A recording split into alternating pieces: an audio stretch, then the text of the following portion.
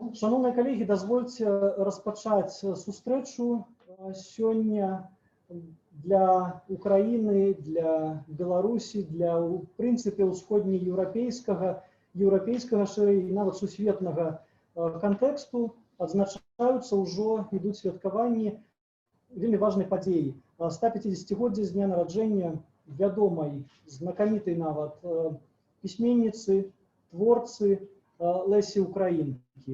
Важнай вельмі для беларускай культуры, і, натуральна, мы не маглі абысці увагаю яе асобу. Ужо не раз у нашай, у тым ліку, бібліятэцы ладзіліся самыя розныя ініцыятывы з прычын, звязаных так ці іначай з творчасцю Лесі Українкі. Праходзілі творчыя вечарыны, адбываліся прэзентацыі, ладзіліся выставы. Мы вельмі ўдзячныя і пасольству Украіны у Рэспубліцы Беларусь і грамадскім арганізацыям украінскім, якія дзейнічаюць у нашай краіне, а таксама творчым саюзам і іншым арганізацыям Беларусі, которые заўжды выступалі з самымі рознымі ініцыятывамі. Сёлета у сувязі са святкаваннем вельмі важнага юбілею з ініцыятывы пасольства Украіны ў Рэспубліцы Беларусі пры падтрымцы пасольства, а таксама з нашай уласнай вялікай радасці і жадання, узнікла прапанова правесці вось такі шматбаковы ва ўмовах ковіду круглы стол. Круглы стол абмеркавання, які арыентуе нас на, скажем, беларуска-украінскі кантэкст. Мы б сёння, як узнікла прапанова, хацелі весці размову пра творчасць Лесі Українкі ў кантэксце беларуска-украінскіх літаратурных сувязей. Круглы стол пройдзе ў фармаце рэальна віртуальным, назовем гэта так. У аўдыторыі, дзе я знаходжуся цяпер у Нацыянальнай бібліятэцы Беларусі, сабралася пэўная частка і выступоўцаў, і слухачоў, адносна невялікая. Тым не менш, тут якраз і эксперты зацікаўленыя. Мы адсюль будзем рабіць трансляцыю цэлага шэрагу выступленняў, і таксама вялікая колькасць выступоўцаў да нас далучаецца пасродкам выкарыстання электронных інфармацыйных сістэм. На платформе Zoom мы сёлета працуем праз відэасувязь. І мы пабачым і пачуем, я ўпэўнены, усё будзе добра. Калі нават і будуць нейкія тэхнічныя цяжкасці, я ўпэўнены, мы іх пераадолеем. Мы здолеем адзін аднога чуць, бачыць і вітаць. І самае галоўнае, мы падзелімся і новай інфармацыяй, і важнай інфармацыяй у кантэксце заяўленай тэматыкі.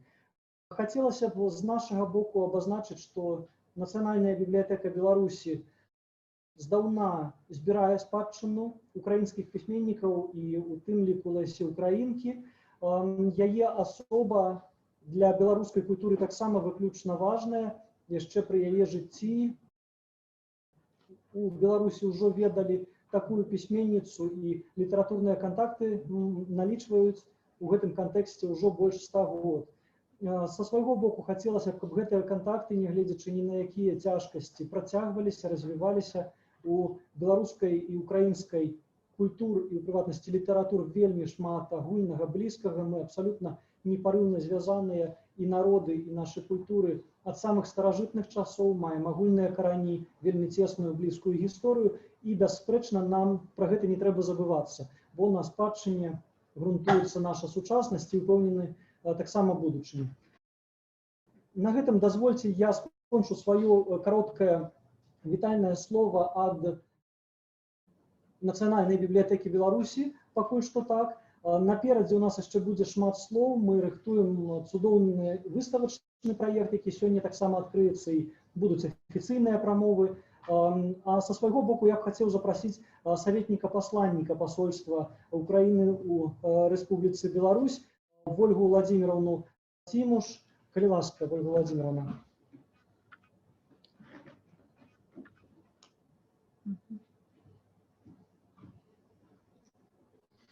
Я щиро рада всіх вітати учасників сьогоднішнього міжнародного круглого столу з такої чудової нагоди.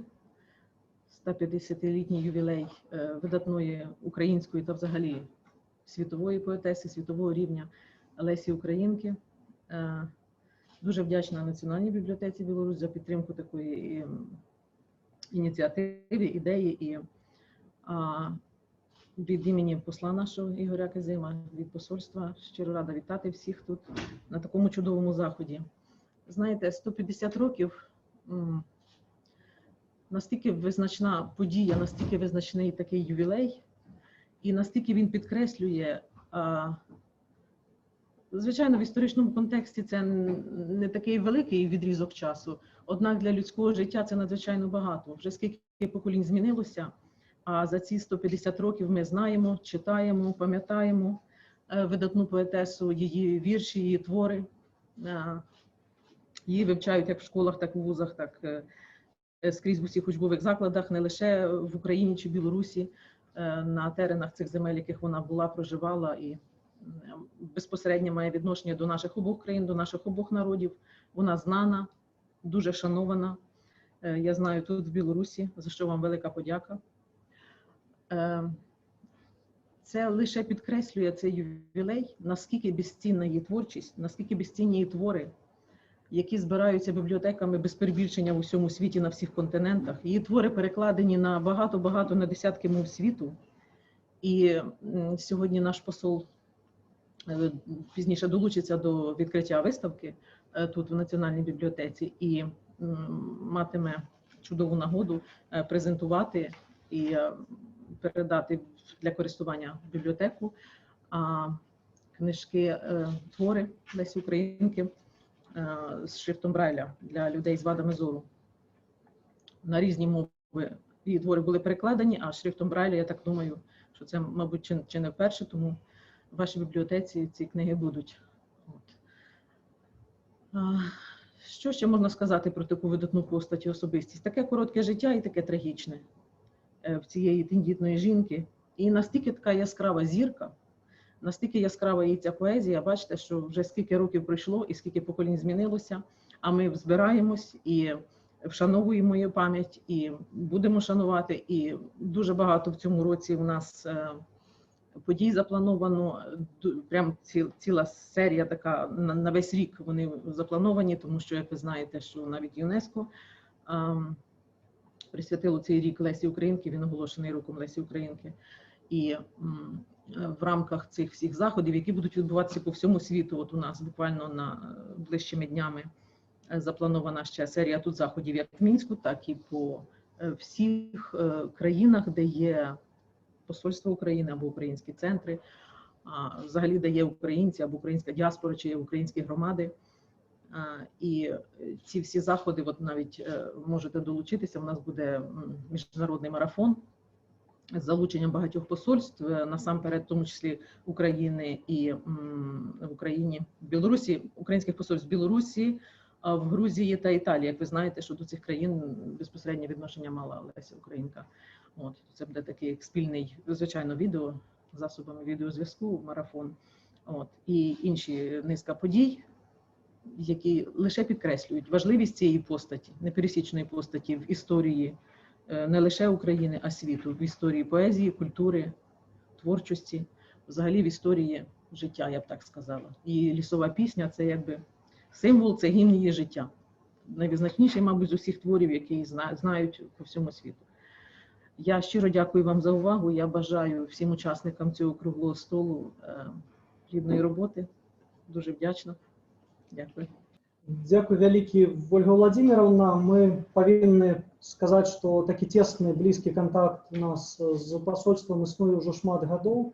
І у гэтым сэнсе мы рады за падтрымку ініцыятыў, которые ідуць з нашага боку, і за ваши прапановы, за ваши ідэі. Мы, бясспрэчна, яшчэ будзем шмат працаваць разам.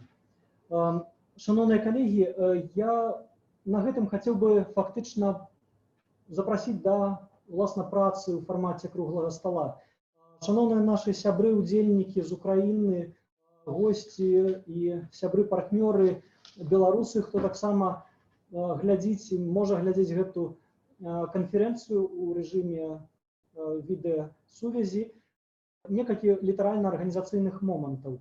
Наша сустрэча пройдзе ў адносна лаканічным, спадзяюся, фармаце. Мы абмежаваныя ў нейкай меры часам. На сёння яшчэ сапраўды шмат планаў і мерапрыемстваў, і не хацелася б таксама тут перайсці ў фармат вельмі працяглага, бясконцага, можа быць, нават мерапрыемства. Таму у нас ёсць пэўны рэгламент, который прагаворвалі пачаткова. Мы арыентаваліся на тое, што выступленні будуць агучаныя ў фармаце плюс-мінус 7-8 хвілін, можа быць, да 10 мы будзем недзе павялічваць, каб была магчымасць задаць таксама пытанні для дакладчыкаў.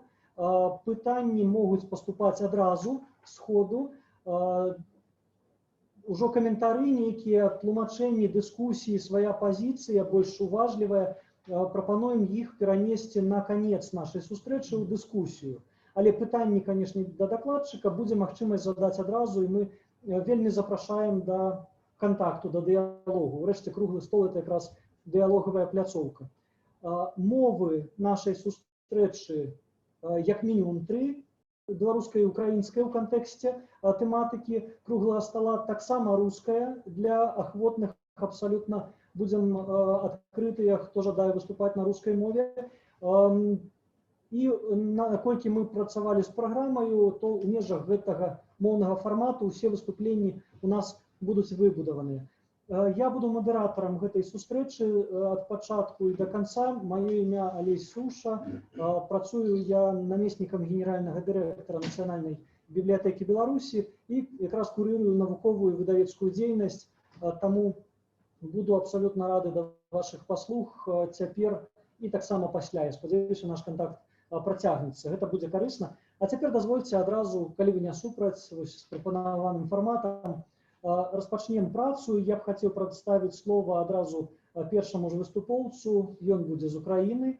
Гэта Вікторыя Сірук, дацэнт кафедры украінскай літаратуры Валынскага нацыянальнага універсітэта імя Лесі Украінкі, кандыдат філалагічных навук, з выступленнем творчасць Лесі Украінкі, моральні імперативи і естетичні коди. Калі ласка. Доброго дня, вельмишановне товариство. Маю за велику честь бути присутньою на цьому поважному заході, на урочистостях з нагоди 150-ліття від дня народження Лесі Українки.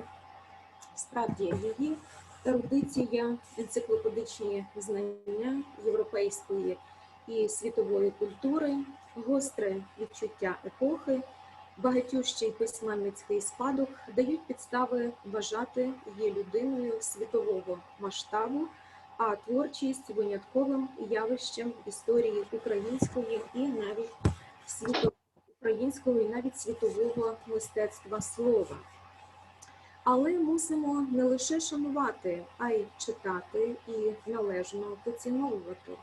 Леся Українка тяжіла до середньовіччя, до шляхетної лицарської культури, а відтак завжди вела мову про ті ж незручні і вже, на жаль, в сучасному світі не так часто артикульовані категорії честі, порядності, гідності, супроти підступу, зради, лицемірства, марнославства. Відкидала песимізм і сповідувала ідеалізм. Тобто була аристократкою духу, яка накреслила проект за висловлюванням Оксани Забушко жіночої шляхетської України Костичівсько-Драгоманівської. Твори письменниці – це література запитань, яка провокує на спільний процес мислення. Література, яка не відображає, а компенсує читачам те, чого їй у цій дійсності бракує. Цю тенденцію спостерігли ще українські неокласики 20-х років ХХ століття. Як писав Микола Зеров, коли вона зійшла на гору, її читачі залишилися у долині. Думається, що на шляху осягнення стратегії її творчості для осмислення багатовимірності її тексту прислужилися і ми, укладачі 14-томного зібрання її творів. Деякі раніше недруковані чи загублені тексти сприймалися вже нами як манускрипти своєрідної Теокритової бібліотеки. Я маю на увазі начерк драматичної поеми, яку Леся Українка надиктувала перед смертю своєї матері, в якій письменниця обирає той період в історії міста Олександрії, столиці Єгипту, коли християнство витісняє еліністичну культуру і стає одним із головних центрів раннього християнства. Діти грецького ученого Теокрита закопують у пісок пустині цінні наукові записи з надією, що прийдешні покоління поцінують заховану мудрість. І, власне, так ми, дослідники, на сторінках пожовклих часописів і рукописів намагалися віднайти ту заховану мудрість, ну і зрештою вкотре задаючи собі питання, які ж моральні імперативи, естетичні коди приховані чи явні пропонує письменниця вже нам, сучасним читачам, бо ж у залишеному на папері слові максимум духовного потенціалу. Перше, що завжди, так би мовити, було незручним в читацькому сприйнятті, це екзотизм епох і героїв. Про це вже писали неодноразово. Це той екзотизм, який був незрозумілий і не сприйнятий критиками при житті Лесі Українки в особі Гната Хоткевича, але який вже був обґрунтований Андрієм Ніковським. Іудеї часів Вавилонського полону, перші християни, єгиптяни, французькі жерондисти, пуритани початку 17 століття – усе це не лише багатоликість суперечливої доби модернізму, а й наше сьогодення. Бо ж за Лесею Українкою люди й покоління – це тільки кільця в ланцюгу великим всесвітнього життя, а той ланцюг порватися не може. Те висловлювання, яке вже не раз цитоване, але яке стало особливо актуальним в наше сьогодення. Попри таку екзотичність, навіть літературщину, як її називали, виразно проступає розуміння сутності характеру людини, акцентуація на перипетіях її внутрішнього життя. Ключовою у цьому контексті є проблема моральності вибору. Як чинить Лариса Косач? Всупереч матері, застереженням людини, керована моральним обов'язком, виїздить до Мінська доглядати хворого Маржинського. Про це, думаю, буде говорити пані Валентина Прокіп. Часто всупереч власним письменницьким інтересам береться до громадської роботи. Як чинять герої її творів? Прістіла в драмі Руфіни Прістіла, попри можливість вийти із в'язниці, робить вибір на користь усвідомленої жертви. Натомість громада християн, яка потрапляє до в'язниці, здатна забути усі морально-етичні настанови християнства заради порятунку власного життя. Гнана Касандра з одноіменної драми, Тірца з драми на руїнах воліють говорити правду всупереч настроям юрби. В цьому не лише розуміння змін Лесею Українкою філософсько-світоглядних пріоритетів наприкінці ХХ століття, а й усвідомлене обстоювання суверенної особистості як ідеал неоромантизму, пріоритет життєвої сфери, естетизму. Власне, тому реалістичний спосіб фотографувати довкілля вона вважала зниженням свого хисту.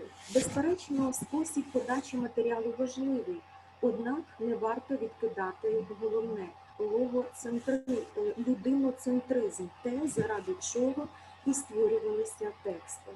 З огляду на це можна говорити, що все ж таки центральною темою творів письменниці є етичне самовизначення особистості, відповідальність за обставини, вибір і волевиявлення, що, власне, постає як джерело трагізму її текстів. Звідси неприйняття ненавидного, солом'яного духу рабської психології, неприйняття зради своєї сутності, скажімо, як у драмі феєрії «Лісова пісня», зради ближнього, як в драматичній поемі «На полі крові», зради своїх звичаїв і традицій, як у боярні.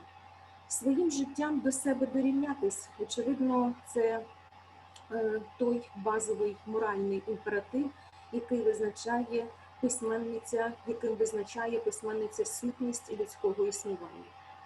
Окрім того, думаю, варто говорити про те, що вся її творчість – це свідоме втілення, власне, жіночого світогляду і жіночого світосприйняття. Найчастіше у творах моральні акценти розставляють саме жінки. Точка зору жінки завжди переважає і висвітлює несподівані ракурси. Навіть етноестетика, звичаєво-побутові деталі, вкраплення з народних пісень у виразно навіть таких рустикальних прозових творах письменниці, така її доля з людської намови, вдавала Євцю, відіграє важливу, але все ж таки другорядну роль. Головне ж обмежене рамками побуту існування жінки в патріархальному суспільстві. Тривалий час у літературознавстві оминали драму «Блакитна троянда», оповідання «Місто смутку», «Голосні струни», в яких хвороба чи то фізична вада стають потужним випробуванням. Однак з цього приводу мені імпонує думка Тамари Гунтерової, яка написала, що сучасна пандемія змусила особливо звернути увагу на хворобу і біль в нас самих і в культурі. При цьому загострилося бажання втекти від речей болісних і травматичних. Ота сучасна гламуризація класиків літератури загострює хворобу нашого часу, травмованість нашого соціального несвідомого. Друга причина такого, так би мовити, прохолодного читацького ставлення, маю на увазі масового читача до творів Лесі Українки, це інтерпретовані нею християнські цінності. За радянської доби вони відкидалися або ж маркувалися як атеїстичні. В сучасних дослідженнях помітне намагання нашарувати на її твори додаткову літературу теологічного чи наукового змісту. І тут погоджуюся із твердженням присутньої тут Марії Василівни про те, що усі твори письменниці – це наближення її до істинного початкового християнства, до первинної сутності віручення, так відчутно спотвореного у численних релігійних війнах і діяльності релігійних інституцій багатовікової історії християнства. Наведу приклад. Власне, в архівах письменниці збережений і вже тепер опублікований конспект змісту канонічних і неканонічних Євангелій. Точніше сказати, їхні початки із зазначенням відмінностей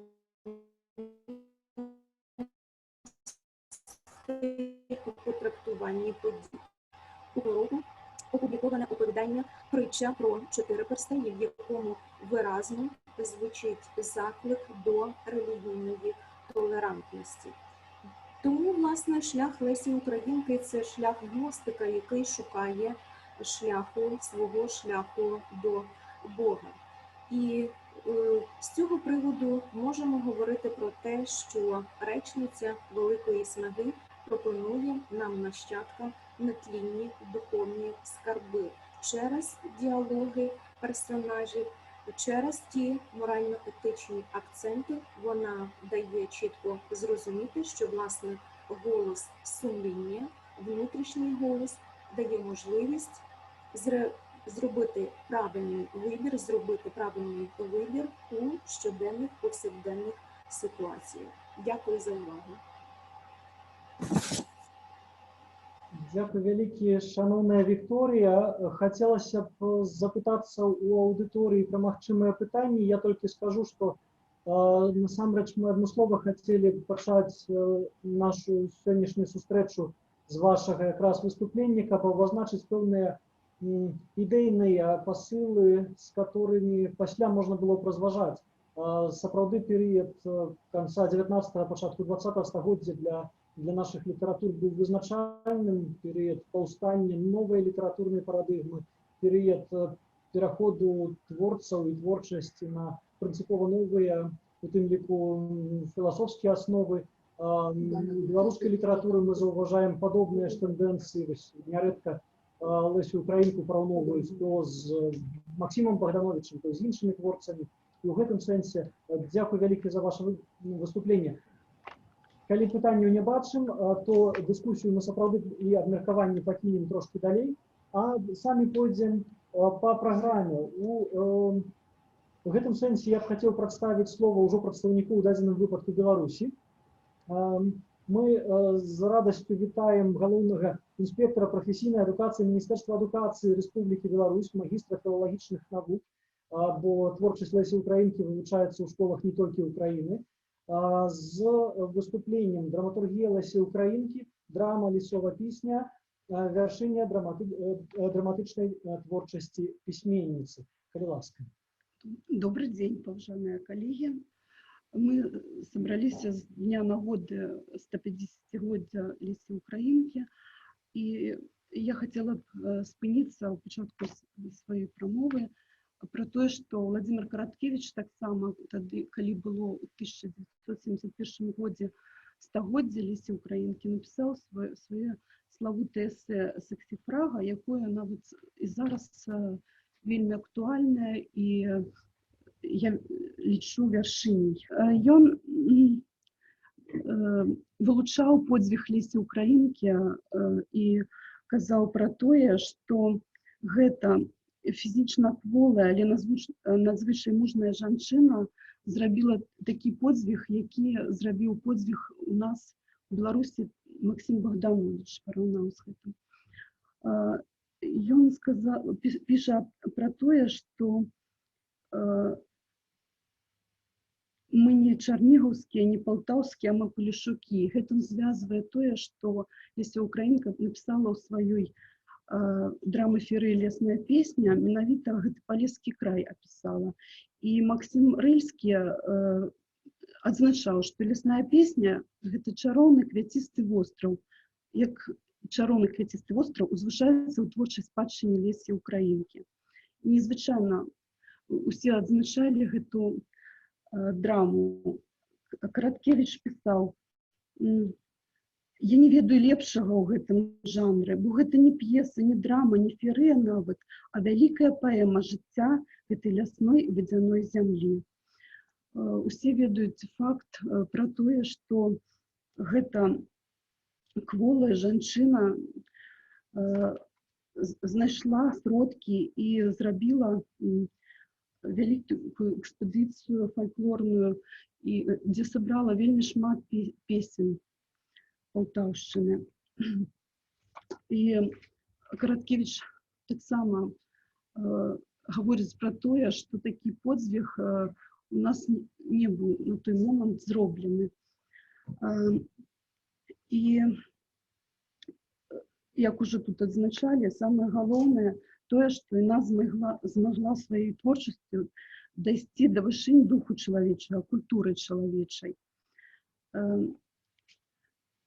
Канешне, выключна вялікае значэнне творчасці Лесі Українкі ў гісторыі украінскай літаратуры заключаецца ў тым, што яна ўзбагаціла украінскую літаратуру новымі тэмамі, матывамі, дасканала валодаючы катрэнамі, актавамі, санетамі, арыгінальнымі страфічнымі будынкамі, выкарыстоўваючы гексаметр, верлібр, пятыстопавы ямб, іншыя памеры. Яна ўзбагаціла строфіку, рытміку, метрыку украінскай паэзіі.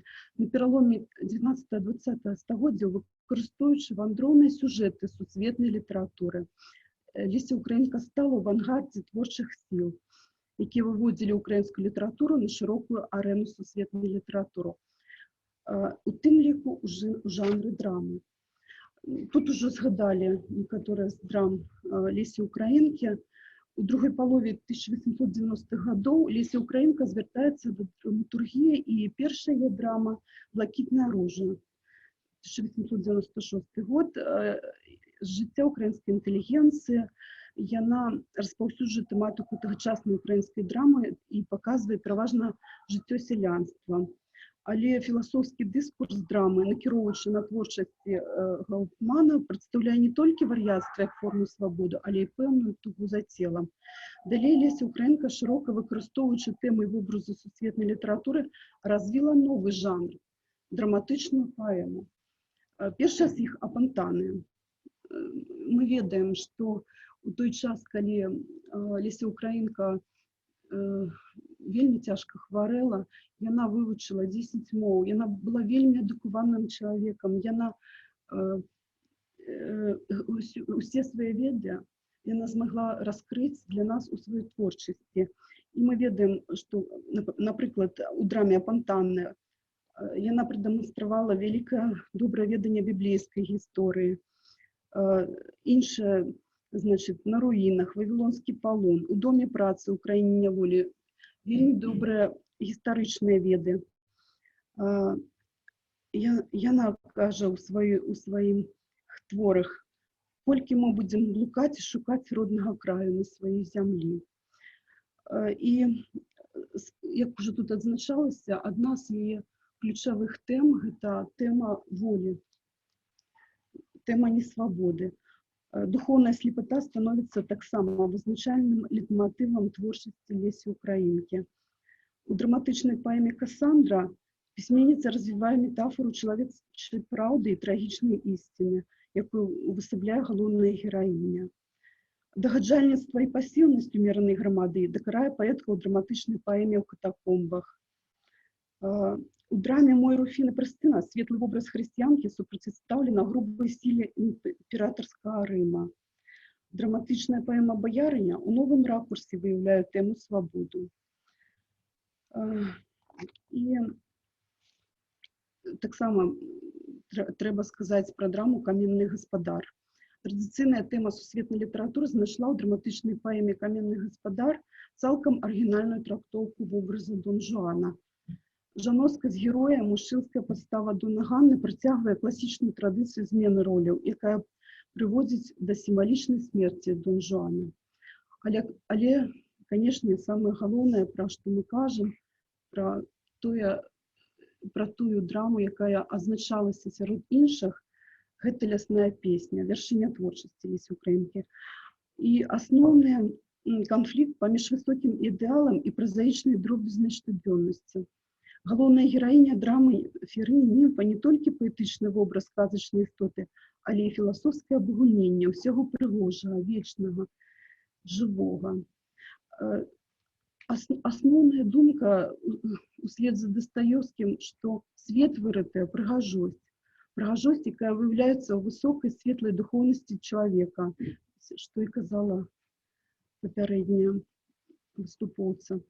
У яго гармоніі з прыродай, у ахвярнай любові здольнасці дараваць, такая прыгажосць ачышчае і адраджае чалавека і свет. І адсюль ідзе праблематыка. Чалавек і прырода.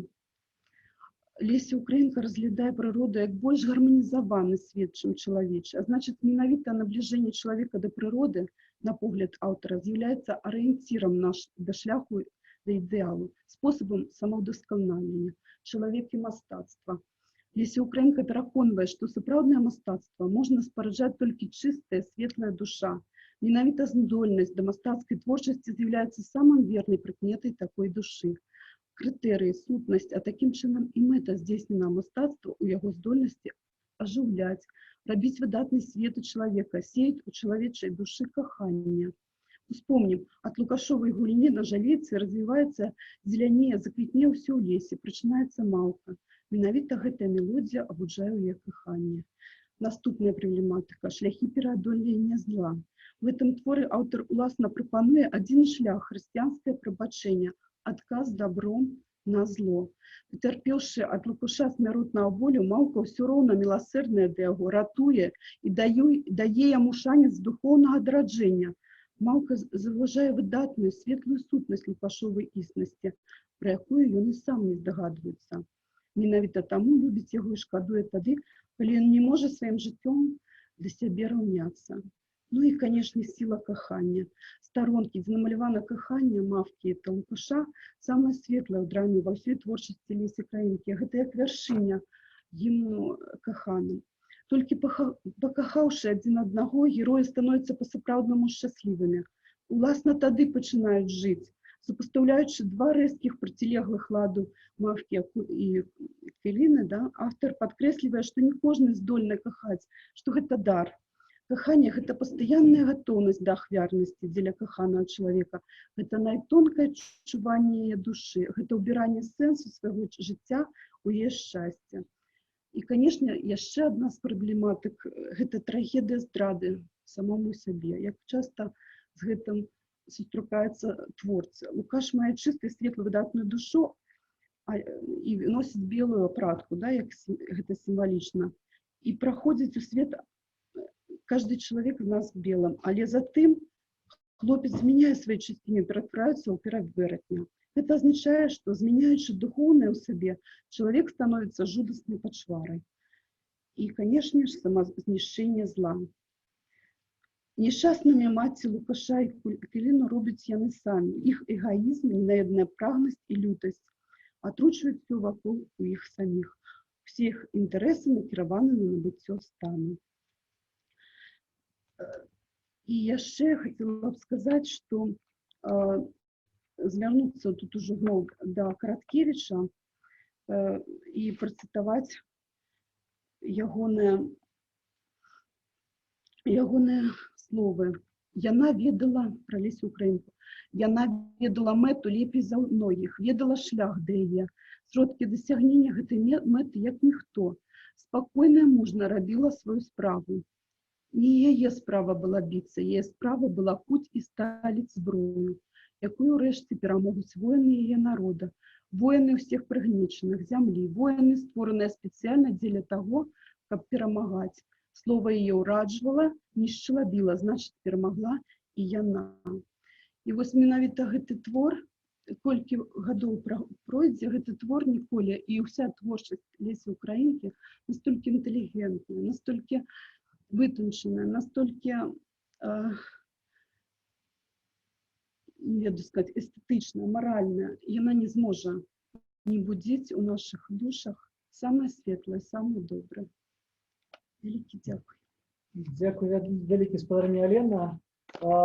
Хацелася б запрасіць удзельнікаў, калі ёсць такая патрэба задаць свае пытанні, удакладніць, бо сапраўды лісовая песня з'яўляецца, відаць, самым вядомым з аднаго боку творам Лесі Українкі, з іншага боку настолькі глыбокім, што, відаць, ніколі не будзе даследаваны до конца, як, відаць, не бывае з сапраўднымі шэдэўрамі мастацкай літаратуры.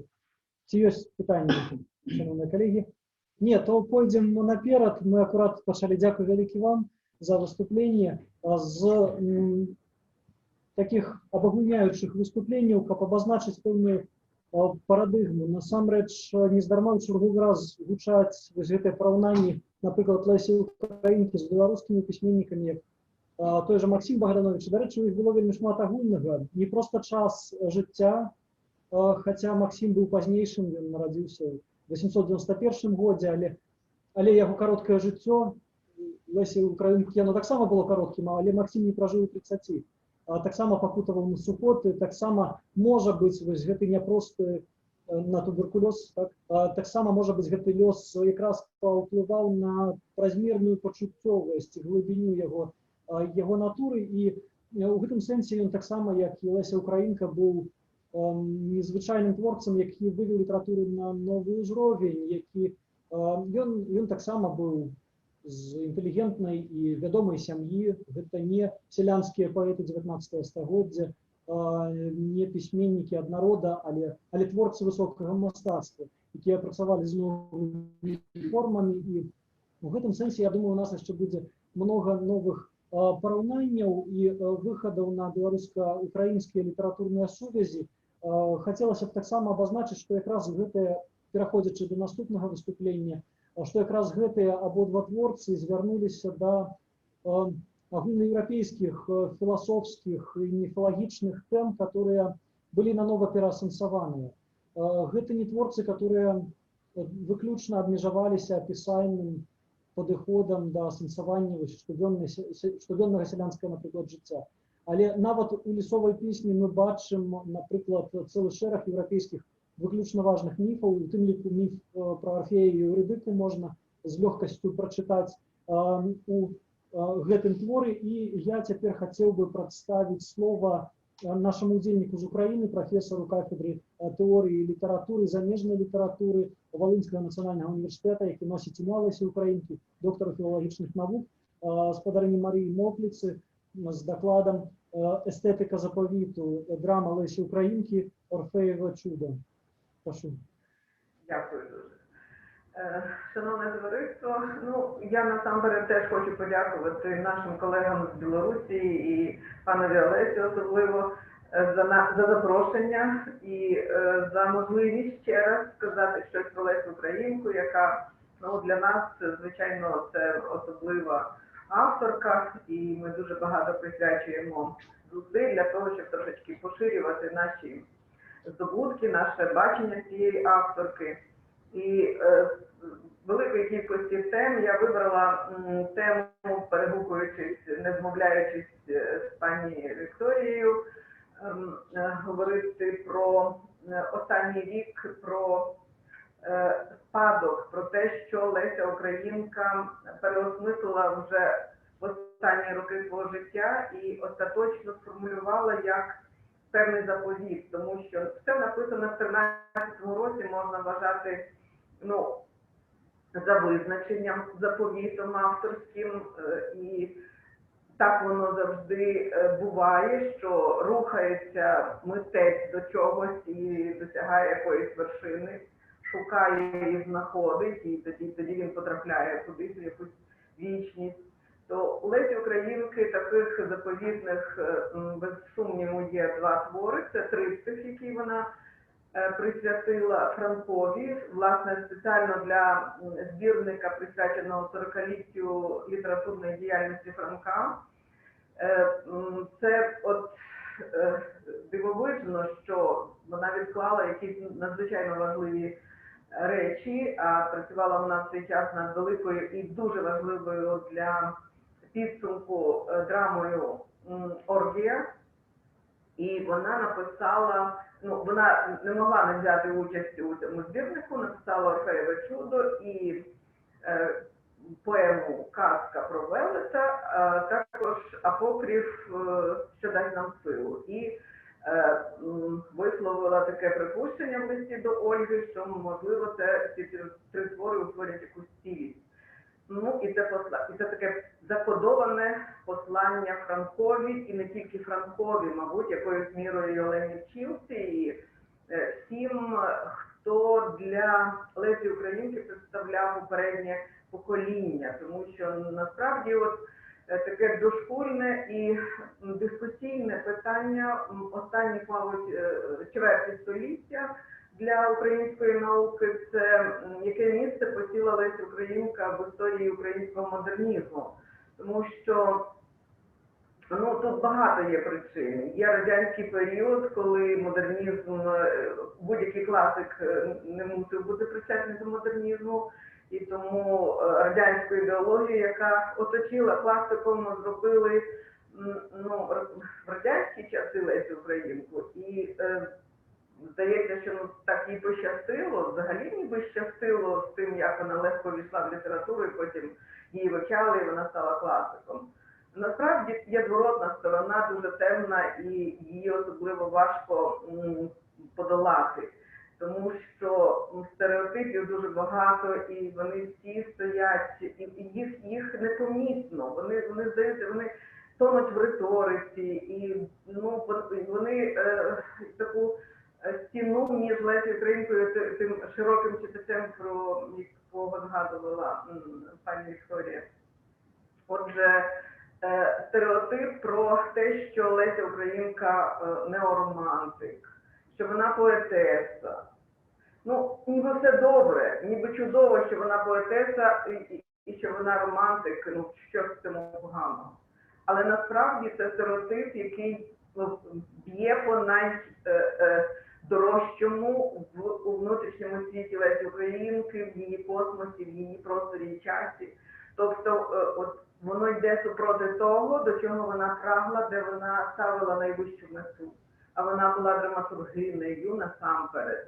І це очевидно кожному дослідникові, хто хоч трошечки наблизився до Лесі Українки. Що б вона не писала, вона все одно це якось розцінювала як шлях, як підходи до цієї такої визначної вершини. І ну, ясно, що лісова пісня – це вершинний твір, але це один із вершинних творів. Тобто, на моє переконання, з 907 по 913 роки пишуться одні шедеври.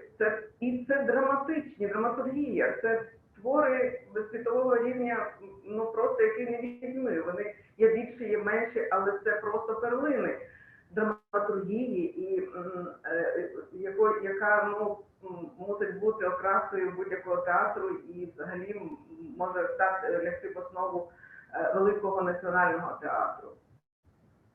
І другий неоромантик. Ну, звичайно, неоромантик, вона з цього починала, але ж звернімо увагу, як довго Леся Українка відмежовувалась від того ж фольклору, від того етнографізму, від того театрального життя, яке от етнографію виводило на сцену. Наскільки їй, ну вона розуміла, що це не по-європейськи. Вже з середини 90-х років Леся Українка усвідомлює, що таке новоромантизм. Для неї це синонім модерної літератури, нової, протиставленої традиції по всіх абсолютно пунктах.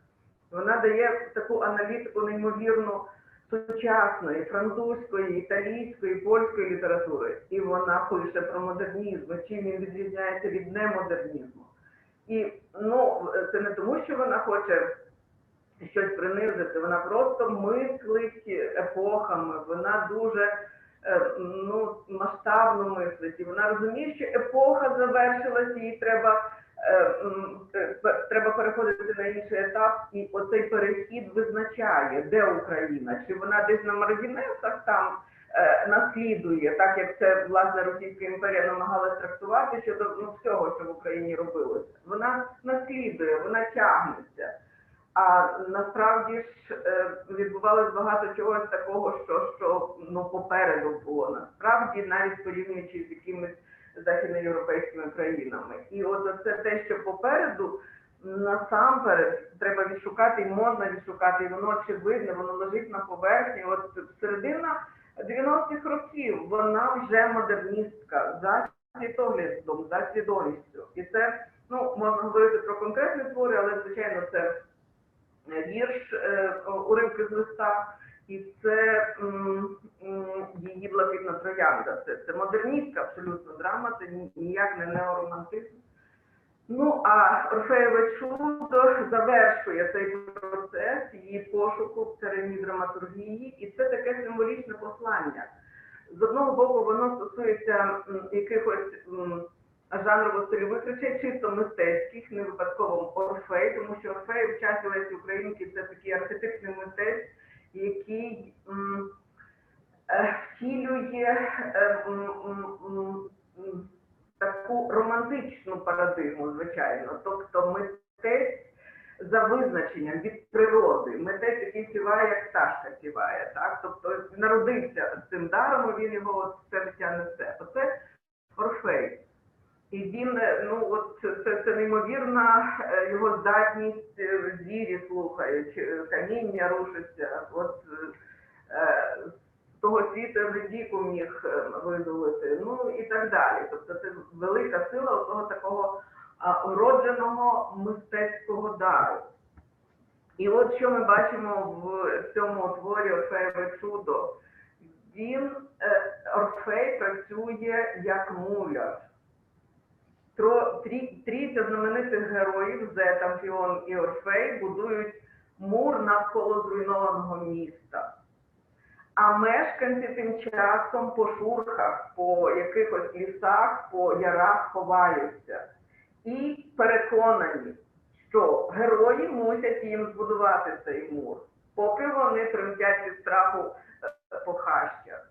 І коли там немає імен, і коли вони з'являються, то в ремарках авторка означає цю сукупність людей як юрба. Це юрба. Вони вимогливі, вони заздрісні, вони вважають себе жертвами і так далі, і так далі. Це так дуже нагадує нам щось, дуже багато такого є і в сучасному часі, і треба було подивитися, прочитати адекватно, то ми побачили себе в дзеркалі. І от Орфей працює, і на відміну від двох інших героїв, які вважають, що це їхній обов'язок, і їм, вони вірять, що вони роблять якусь дуже важливу справу. Тому от вони просто працюють. Натомість Орфей, музичні інструменти якого от вони занепали, лежить покинута кіфара, на лірі струни сохли з невжитку, цівниця, дар від Бога Пана, вмерла. І от це виснажує Орфея. Він один вмирає на роботі. Йому це шкодить. І от в останній момент на прохання своїх друзів, свою оту останню таку смертельну пісню загравши, Орфей змусив працювати тих людей, які сиділи, ховалися в лісах. Тобто і дійсно мур піднявся. Те, що троє героїв не могли подужати той мур збудувати, пісня Орфея змотивувала отих таких досить страхополохів, таких жалюгідних людей. Але коли вони згромадилися, це стала велика сила, і мур піднявся. І Зет це побачив як чудо, справжнє чудо, от як це давня легенда говорить, що от чудо може статися. Але чуда ж насправді не сталося. Орфей вмирає на цій роботі. Це такий митеця був у нас як раб. Оце головна формула. Це те, що Леся Українка змушена була сказати, адресуючи свій триптих Франкові. І це Франка стосується. І Леся Українка, вона представляла вже інше покоління. Вона чітко усвідомила, що так не можна робити, як Франко. Тобто, по великому рахунку, ясна річ, що дуже благородно і дуже гідно чинив Франко, і дуже морально. Він підкорявся обов'язку, але він скручував голови своїм дітям художнім творам. І Леся Українка йому писала в листах, що зів'яли листя цінніше, ніж там якесь заснування якоїсь газети. Хоча тоді здавалося, що це не співмірні речі, то якась там поезія приватна, так, а то от яка важлива громадська справа. І Франко підкорявся. А Леся Українка усвідомила іншу річ. Вона подумала, а дар Божий, який Біблія каже, не можна закопувати, це зобов'язання, в чому свобода митця, коли він хоче прислужитися високій меті.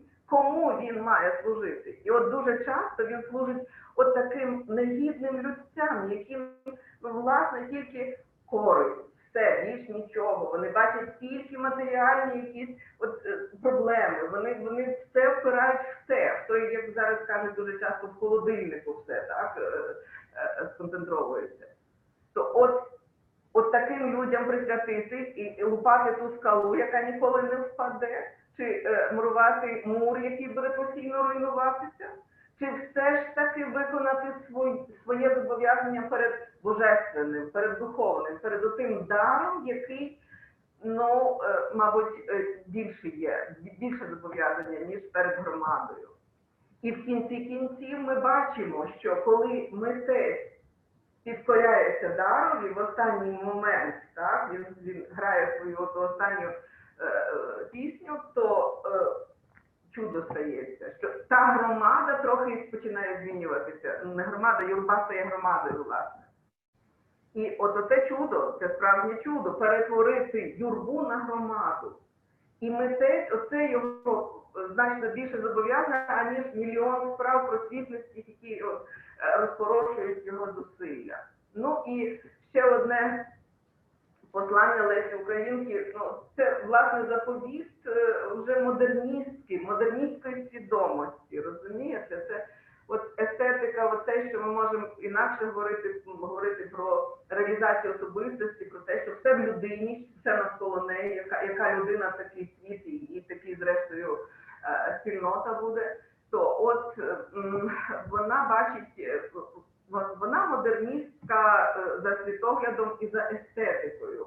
І от таке чисто вже мистецьке послання в цьому творі, взагалі от в триптиху присвяченому, тому що от драматургія для неї це осердя, це надзвичайно, бо це її агон, це її зустріч, її сутичка зі світом. Це Орфей страждає в цьому, вона страждає в цьому, але вона вже не Орфей. Вона багато більше спагнула.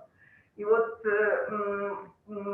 ця сутичка зі світом для неї з культурним каноном. Це виклик традиції. Це якісь такі речі, надзвичайно дошкульні, які сучасники не хотіли прочитувати. І, на жаль, до сьогоднішнього дня багато хто не хоче прочитувати, тому що легше йти по натурованому шляху і риторичні якісь речі проголошувати. Це велика і дуже дошкульна тема, я на цьому завершу. Дякую за увагу. Дякую велике за ваше ґрунтовне выступление, дякую за вашу працу. Я б хотів так само запросити колег до діалогу, коли є питання. Є питання. Які заходи проводить Волинський університет до 150-річчя для народження Лесі Українки? Так, буквально. Два слова, якщо можна. Ці чуваць було питання. У нас просто мікрофон тут може бути недобре повернутий. Я можу повторити на всякий випадок, які заходи Волинський державний університет сьогодні проводить для святкування юбілею? Просто коротко, але конкретно все-таки питання. Ми присвятили ювілею найбільшу працю нашого життя. Ми маємо презентацію повного академічного видання творів Лесі Українки в 14 томах. Це наша. Ми от всі тут присутні, ми там доклали якихось зусиль, і це велика перемога, це велика подія, це просто неоціненно. А крім того, у нас щоденні заходи, просто щоденні, і от буквально кожен день ми десь або виступаємо в якихось конференціях міжнародних, тому що ті, хто цікавиться Лесією Українкою, вони якось так знають, що треба до Волинського університету звертатися. І ми стараємось з усіх сил йти на зустріч. Тому в нас є велика програма, це не перелічити, це на цілий рік. І ще в нас дуже багато є в запасах того, що ми хочемо реалізувати в цьому році, в тому числі і видати. Багато проєктів, які ми вже маємо, і будемо видавати протягом цілого року. Что ж, дякую велике вам за отказ, дякую велике за сапраўды великую працу, которая сегодня отбывается в Украине, шмат яких установок, и, конечно, университет, які носит ім'я Лесі Українки, это один з тут флагманов. Я, коли дозволите, литерально короткое так само хотел одно питание задать, которое меня трошки турбує. Вось гэты дзеячы новага пакалення, дзеячы мадэрнізму, літаратары перыяду мадэрну, нават конца 19-го, пачатку 20-го стагоддзя, многія з іх засталіся недастаткова зразуметымі і зразумелымі для сучаснікаў. Вельмі часта іх кнігі не выходзілі вельмі вялікімі тыражамі. Лесі Українцы трошки пашанцавала ў тым сэнсе, што яна ўжо ад нараджэння была ў пэўным спрыяльным асяроддзі. Яе бацька падтрымліваў, у тым ліку, наколькі ведаю, фінансава, і выпуск яе кніг. І ўсё ж такі, ці была яе творчасць новая, прынцыпова па сваім змесце і форме, зразумелая і шырока вядомая пры жыцці самой Лесі Українкі, вот яшчэ, ясна, там ужо пад 12-13 год туди, а раней. Знову ж таки, дуже дражливий аспект стосується драматургії. Як поетеса, можна сказати, що так, їй віддали належне, і тут тільки поезією вона посіла своє місце, тільки прози не існувало майже, і драматургія, от дивіться, я порівнювала з Чеховим, які одночасно вийшли, от Леся Українка, це «Блакитна троянда» і «Чайка» Чехова, так, це от історія суголосна, одночасно. З «Чайки» почався новий театр московський, так, це чеховська велика, така світова слава і так далі, і так далі. А Лесю Українку поставили і провал. І не знайшлося театру, який би поставив. Потім, власне, Жодна, навіть от в 2014 році камінний господар був поставлений. Це зовсім не показувало, що Леся Українка модерністка от такого рівня світового, не показувало. Тобто її якось, неокласики вперше показали, це в 20-ті роки, так, що це драматургія. Але ж потім пішла радянщина, і вона це стерла. Тобто драматургію не прочитали, а це ж якраз головне, вона модерністка іменно в драматургії. До речі, яскрава експериментаторка і в прозі.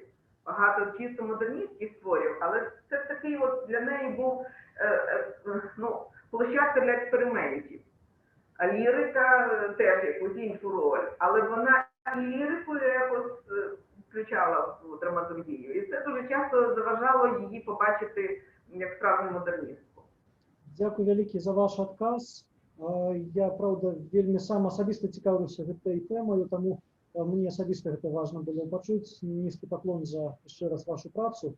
Але дазвольце, я тады прадстаўлю слова нашаму калегу, ўжо даследчыку з Беларусі, вельмі вядомаму у нашай краіне літаратуразнаўцу і даследчыку якраз літаратуры 19 стагоддзя, ці не найлепшаму на сёння, буду казаць так. У Беларусі гэта шаноўны спадар Ігор Запруцкі, доцент кафедры гісторыі беларускай літаратуры філалагічнага факультэта Беларускага дзяржаўнага універсітэта. Яго выступленне гучыць наступным чынам. Матыў прагі жыцця ў вершах Лесі Украінкі і Янкі Лучыны, беларускага паэта, акурат гэтага ж часу. Дзякуй. Вітаю, шановне господарство. Я, может быть, патлумачу все-таки выбор моей темы. Как вы разумеете, у нас атрымалася так. Калі Леся Украінка, значит, альбо тетка, альбо Богданович. Все. И гэта ўжо отварыўся такі кола, з якога мы ніяк не можем выйти. По этой причине я бяспрэчна не пайшоў по гэтым шляху, это первое. По-другое, я не хотел бы, каб гучала у назве слово «мартальный». По одной простой причине. Потому что 150 годов Лесі, да, и она живая, она існуе. И мне тому не хотелось вот на гэта звяртаць увагу. И я поглядел и вырашыў все-таки пошукать такие творы там, где есть вот менавіта, это не вельмі часто бывает, там, где есть менавіта про то, что человек признается, что он хочет жить. Он хочет жить, а ему тяжко. Потому что ввогуле абстрактно про жыццё и смерць разважаць это не складана, в принципе. Пачаць, может быть, я это хочу с того, что, вот я поглядел программку, там будет особный выступ присвеченный первому некрологу Лесі Українці, написанный у нашей Ниве. Тому я на им акцентовать увагу не буду, просто скажу, что Вацлав Ластовский уже тады, у 13-м году, литерально там простыдзень, сказал, что она ніколі не помре, яна классник, и она зрабіла столькі, что тяжко оценить. Вот, да, и она вечна. Это было абсолютно ясно. И, з другого боку, глядите, я брал письменника, який при житті своей не выдав ніводної книжки. Таскалася його. Все його книжечки были выдадены після його смерти. І здавалося б, яким чином він не дочекався таких пафосних оценок при житті. Теперь больш-менш, скажем, його вилучають, але тим не менш, значить, талент його не оцінений. Причому, от для мене, може бути, у певній ступені кривда, я, може, уступ свій затягую у яким плані. І він так само писав кожен день. Уявляете, писал верши кожен день. Он писал листы вершованные своим знакомым. Да? А оказалось, что Лесі Українки кольки зараз выведены, а Лучыны, томик, вот такие щупленький, да, и гэтага нема. Может быть, я хотел бы пачаць с того, что про его нават написали, калі падрыхтавалі яго том, в 898 году нехта, невядомый автор, написал прадмову. Вы уявите себе, автор помирая, праз год укладаюць сборник, да, и пишут да яе прадмову. Звычайно, калі пишут за прадмову, то хочуць же нейкім чынам узвялічыць, там, похвалить и так далее. А гэты аўтар піша так: не быў гэта геній, бо ён рэдка паказваўся на гарызонце. Не быў гэта нават незвычайна выдатны талент, а ціхі працаўнік, заняты матэматыкай. Аднак душа яго так аддана была паэзіі, што ён прысвячаў ёй кожную хвіліну, свабодную ад заняткаў сваёй прафесіі. Вось такая у нас ситуация складывается. И здавалася б, что ж я тут буду параўноўваць у такой ситуации, калі у нас как бы непараўнальныя такие две постаці. Ну и скажу сразу, я выбрал для своего анализу всего два твора, але яны вельмі паказальныя ў многіх адносінах. Для анализу я выбрал вядомы верш Лесі Украінкі «Контраст тем сперо». Это без надеи, спадзяюся, латинский выраз. Подкресливаю, что он датуется 2 травня 1890 года. И польскомоўны верш Лучыны «Я умерать не chcę». «Я помирать не хочу». Упершыню опубликованы в 1887 году. Ясная справа, что Лучына старейший за Лесю роўна на 20 гадоў. Ён нарадзіўся ў 51-м, она нарадзілася ў 71-м. Да. Ну і тут звяртаю увагу на сябе тое, што ў тым жа годзе, у якім апублікаваны гэты польскамоўны верш быў, якраз у Мінск, я думаю, вы нам раскажаце, у Мінск прыязджае трупа Михайлы Старыцка, правильно, все-таки Михайла, да? Михайлы Старыцка, яны гастралююць. Да гэта Лучына піша по-польску, выключна по-польску. Яны гастралююць, і вот гэты інжынер, он інжынер-тэхнолог, чыгуначнік, ён прыходзіць у тэатр і проста ў захапленні. Проста ў захапленні, это адназначна відаць. І ад гэтага захаплення ён піша 2 вершы, прысвечаныя ўсёй трупе дабрадзея Старыцкае беларускае слова і дабрадзею артысту Маньку. І он піша гэтыя 2 вершы па-беларуску, і з таго часу пад уплывам менавіта украінскай культуры вот этих поспехаў, і он пераходзіць да творчасці на беларускай мове. І гэта вельмі важна. Ну, я, можа быць, звярну увагу на тое, што дабрадзей гэта прыказчык прыязных адносін, вельмі прыязных адносін. І ў першым сваім вершы паэт выказаў шчырую удзячнасць братикам, сястрыцам родным, братики, сястрыцы, украінцы, за іх песні і вясковую мову. Вельмі быў засмучаны тым, што у нас, як он тут пісаў, пустка, нічога няма, а у вас такія поспехі. І закончыў вельмі эффектна. Яе ж паслышыць наша сторонка, спявайце ж, братцы, смела і звонка. Не згине песня и Украина. Будьте здоровы. Янка Лучына. Ну, в этом сенсе я повинен вам сказать, что так неординарно паўстаў яго літаратурны псевдонім. Да гэта ён польскія творы свои подписывал. Просто Ян Неслуховский и все.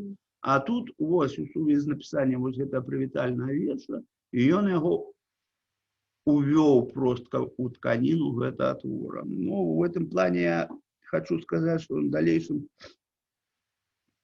будзе выкарыстоўваць яго, падпісваючы толькі беларускія творы, в першую чаргу.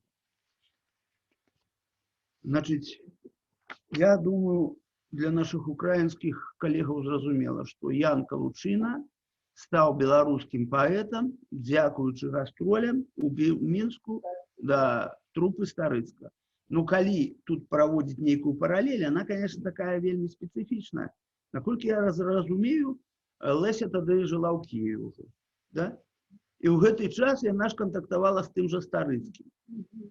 І я больш чым упэўнены, вот гэтыя яго вершы, гэты зварот дабрадзей, яны сведчаць у тым, што яны знаходзіліся у некіх вельмі такіх шчыльных стасунках. Но, як я разумею, вось гэта трупа Михайла Старыцкага, да, яна все-таки выконвала нейкую асветніцкую миссию. Яны не толькі былі артысты.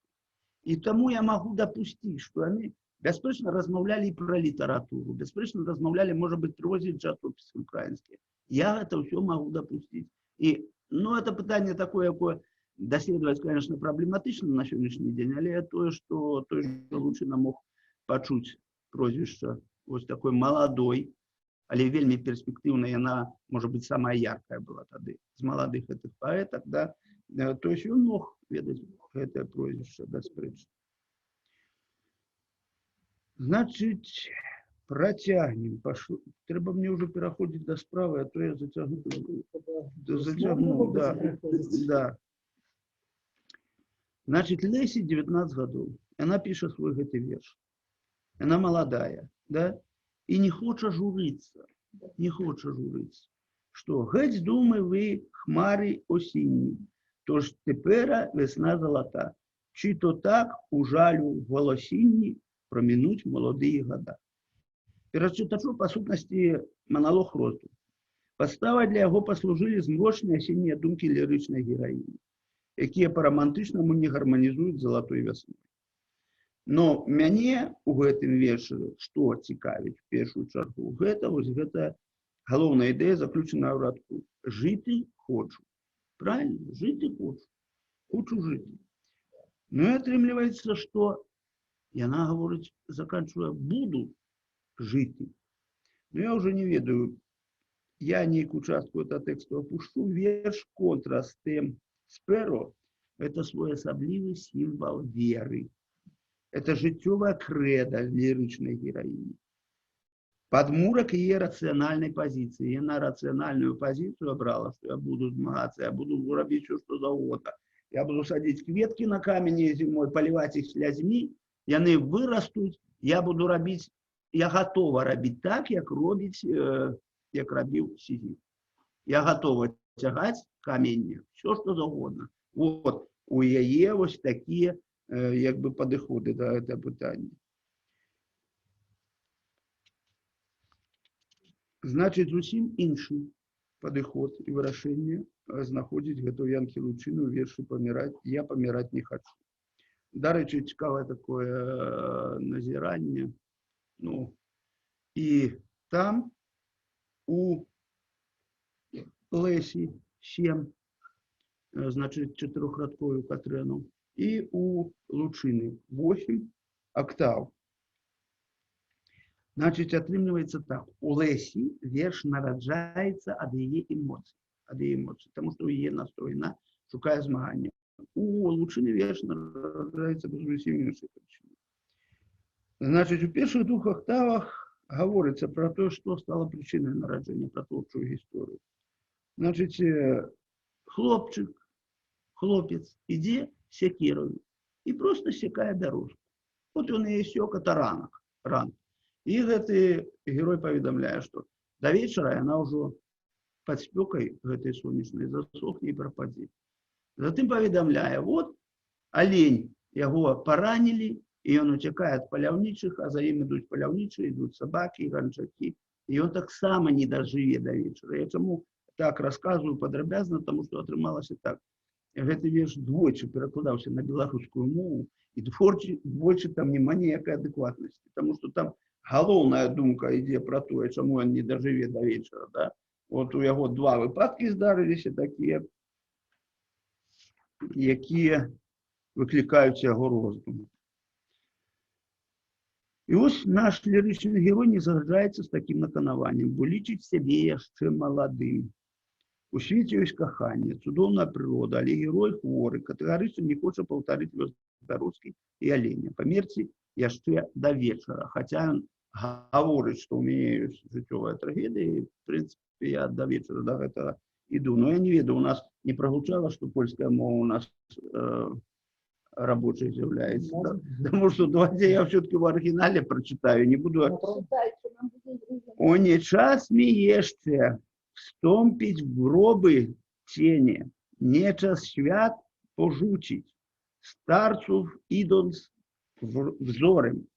Gorzkie moje losy, ciężkie przeznaczenie, lecz ja umrzeć nie chcę jeszcze przed wieczorem. Ну і вот гэта я не хочу паміраць перад вечарам, это будзе як рэфрэн, паўтарацца ў кожным радку. Герой адчувае у сабе нерэалізаваны Божы талент. натхненный мелодией вёски. И он не хочет помирать. Рефрен только подкресливает вот эту рациональные аргументы лиричного героя. Чому он не хоче рано померти? Значить, у Лесі Українки мотив праги життя реалізується праз життєстверджальний пафос і експресивність його вираження. У творі превалюють закликальні інтонації, деклараційність навіть, хоча це виказане жадання реальної боротьби з власними нягодами. Поетка уздимається над буденністю і щиро вірить у власні сили. Тут проява мужності перед випробуваннями льосу і навіть при використанні певної мройності у гэтага твору. Нездарма она сама себе называла неоромантиком. Ну, все-таки, я так разумею, что, конечно, это модернизм, но тут можно спрашиваться, конечно. И она сама себе лечила неоромантиком, может, неоромантизм это и часто модернизм у певной ступени.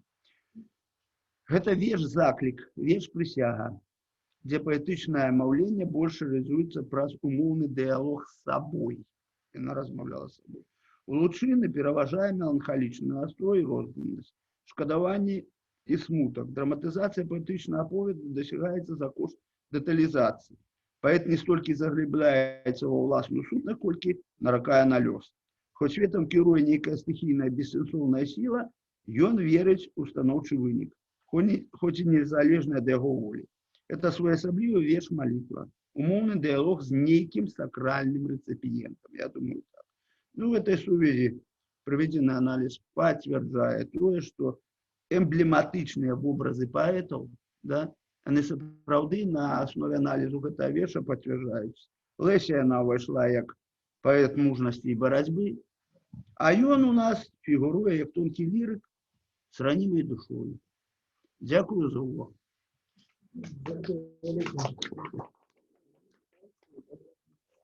Час тонких ліриків. Дякую велике. Я вельми прошу пробачити за таку поспішність. Ми б справді вельми хотіли чути виступлення шановної сподарині Лариси Семенюк, вченого секретаря Волинського національного університету імені Лесі Українки. У їх сьогодні шмат мероприємств уже програми переповнені. Ми вельми хотіли чути доклад доцент кандидат філологічних наук. З виступленням так само пораўнаўчым. Микола Лысенко та Климент Квітка у історії записів пісень з голосу Лесі Українки. Будь ласка. Дякую щиро. Я вітаю всіх учасників круглого столу. Вітаю всіх у нас зі 150-літтям від дня народження Лесі Українки. І дуже коротко, щоб не затримувати вашу увагу, декілька слів про тему мого наукового повідомлення. Я хочу сказати, що талант Лесі Українки був багатогранний, багатосторонній. Вона з дитинства і все життя цікавилася автентичною народною творчістю, попри те, що в кінці життя вона, звісно, схилялася до модернізму. Все народне, автентичне не залишало її байдужою, і про це свідчить її постійні звернення до фольклору, ну і зрештою записування народних пісень із її голосу, які здійснювали і Микола Лисенко, і Климент Квітка. В ході нашого свого дослідження я намагалася зосередити увагу на двох, навіть на трьох принципових моментах.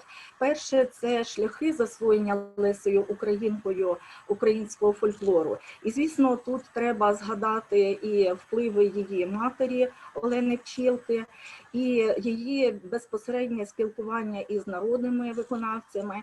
Ми якось звикли більше згадувати Варвару Дмитрук, котра працювала в садибі Косачів, але в ході роботи над 14-томним зібранням Лесі Українки, зокрема томом 9 фольклорні записи Лесі із її голосу, спливло дуже багато інших імен народних виконавців, з якими Леся була знайома. І, звісно, що інформація про них дуже цікава. Це, наприклад, якась Білінка, тобто жителька села Білин, про яку згадує Ольга Косач-Кривенюк. Це ім'я якоїсь баби Парасти, яке значиться у спільних фольклорних записах Лариси та Михайла Косачів. Ось, ну, звісно, що Леся Українка засвоювала постійно фольклор у процесі записування усної народної творчості, а таке записування вона провадила упродовж всього свого життя, і під час мандрів, і під час лікування. Про це теж знайдено дуже цікаві факти. Також в ході свого дослідження я намагалася з'ясувати питання про те, якою ж була виконавська манера самої Лесі Українки і яким був її власний спів. Власне, ми на сьогодні маємо один збережений запис голосу Лесі Українки. Він зберігся завдяки фонографічним валкам, коли здійснювалися фольклорні записи українських народних дум. Але цей запис дуже пошкоджений і, на жаль, сьогодні судити про те, яким був голос Лесі Українки, ми з цього запису не можемо. Але є свідчення сучасників, очевидців про те, якою була виконавська манера Лесі Українки. За спогадом студента Миколи Харжевського, який мав нагоду бачитися з Лесею Українкою та Климентом Квіткою під час їхнього перебування у Буркуті, вона співала поліських та інших українських пісень з усіма викрутасами, дивуючи товариство автентичним виконанням усно-поетичних творів. Маємо також свідчення Григорія Кисельова, автора дослідження «7 струн серця. Музика в житті і творчості Лесі Українки», який безпосередньо спілкувався з Климентом Квіткою, і за словами якого поетеса любила співати народні пісні, часом і імпровізувала у народному стилі. Безцінні, я би сказала, свідчення про те, яким було виконання народних пісень самої Лесі Українкою, залишив нам Климент Квітка.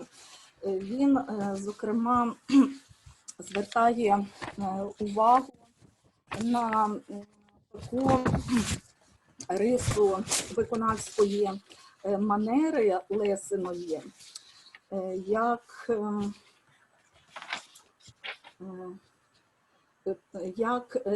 малоорнаментований і маловаріативний стиль виконання Лесею Українкою народних мелодій.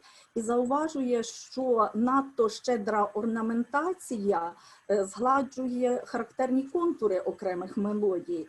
Тому Леся Українка, мабуть, і не намагалася якось стилістично прикрашати народні пісні. Теж в іншому документі він засвідчує те, що Леся не допускала в силу свого інтелектуального і морального статусу жодних втручань у народний стиль, у народні тексти, які вона пропонувала для запису. А ще він наголошує на такій специфічній рисі виконавства Олени Пчілки і Лесі Українки. Вони були настільки органічні, натуральні співачки в народному стилі, що їх власні варіації мали таке саме значення, як і варіації, що їх робить звичайно селянка, і не відрізнялися від народних. Постежено, що у дійсно народного співака мелодія тої самої пісні може мінятися по близьким уступі часу. Це дуже важлива для нас думка, бо справді іноді виникає таке питання, і навіть дискусія, чи варто записи з голосу Лесі Українки розглядати як записи, власне, народні, автентичні. Виходячи із цього твердження Климента Квітки, можемо цілком вважати, що Леся Українка вихована на народних, автентичних традиціях, маючи можливості і засвоївши ось цей автентичний народний спів, виконання, безперечно, виконувала у народному стилі, і записи пісень з її голосу треба вважати записами автентичними. Ну і третє питання, частина питання, над яким я працювала, це власне записи народних пісень з її голосу.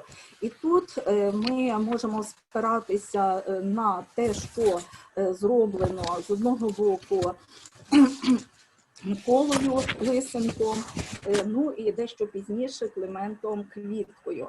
Заслуга Миколи Лисенка в тому, що Леся Українка наспівувала йому пісні першою, саме йому.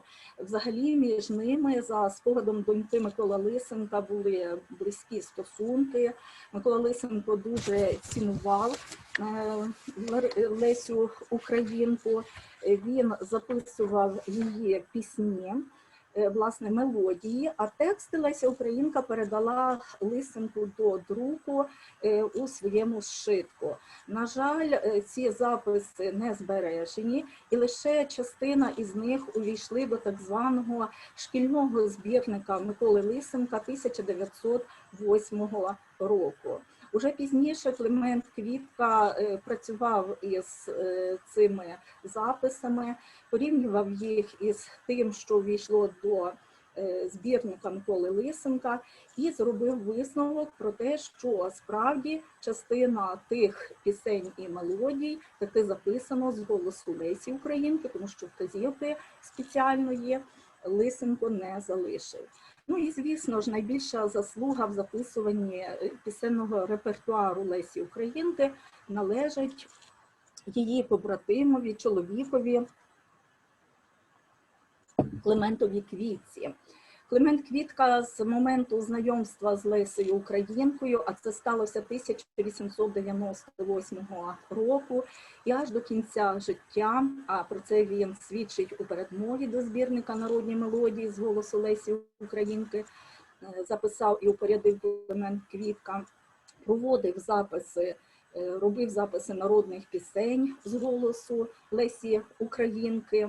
Це робилося з перервами, але майже впродовж 15 років.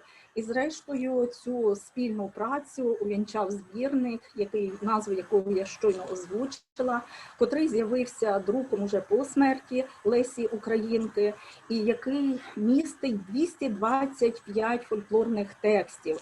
Тобто це, власне, той цілісний, повний пісенний репертуар Лесі Українки, який нам дає уявлення про те, скільки і яких народних пісень знала наша землячка і патронеса нашого університету.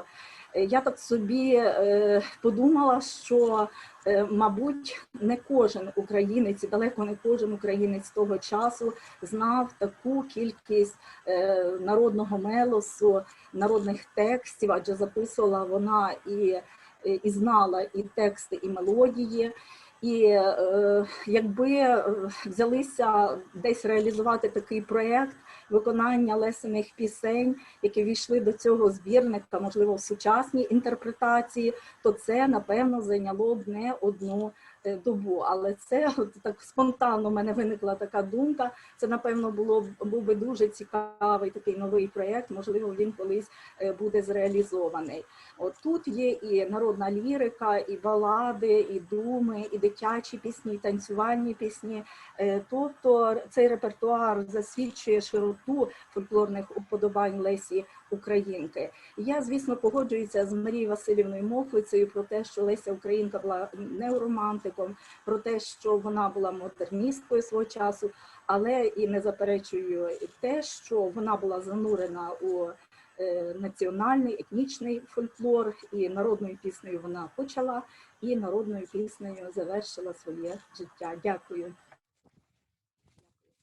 Дякую велике за ваше выступление, за гэты матэрыял. Вельмі каштоўны для нас, бо сам по сабе перыяд прадугледжваў тесную взаимосувязь у літаратурнай творчасці народных элементаў фольклору, вусной паэтычнай творчасці і сапраўды новых павеваў еўрапейскай літаратурнай прасторы. Калегі шановныя, быць можа, ёсць пытанні?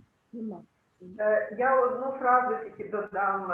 Лісова пісня – це якраз приклад, як можна фольклор модерністові використати, правда? Так, звичайно. Это правда.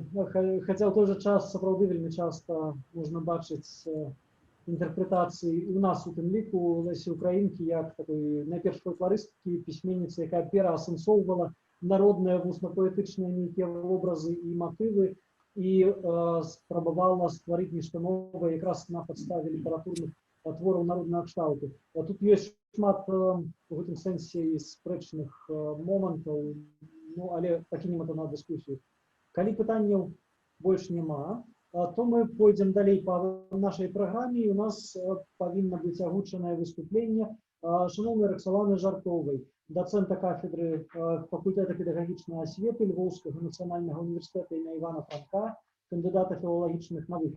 Даклад «Шлях до письма, як заповіт в невідоме. Філософія творчості Лесі Українки». Калі ласка. Добрий день, шановні учасники круглого столу, який присвячений 150-річчю від дня народження Лесі Українки. Маю сьогодні особливу приємність розповісти про особливості мого пізнання Лесі Українки, про особливості того, як можна прочитувати Лесю Українку, як можна впродовж більш ніж 150 років іти до розуміння Лесі Українки. Мою тему про письмо, про те, як створюється художній текст, як він впливає на реципієнтів, як він формує наше уявлення про автора чи авторку, хотілося б розпочати з цитат з книги «Письмо та відмінність», книги французького філософа Жака Дерріда.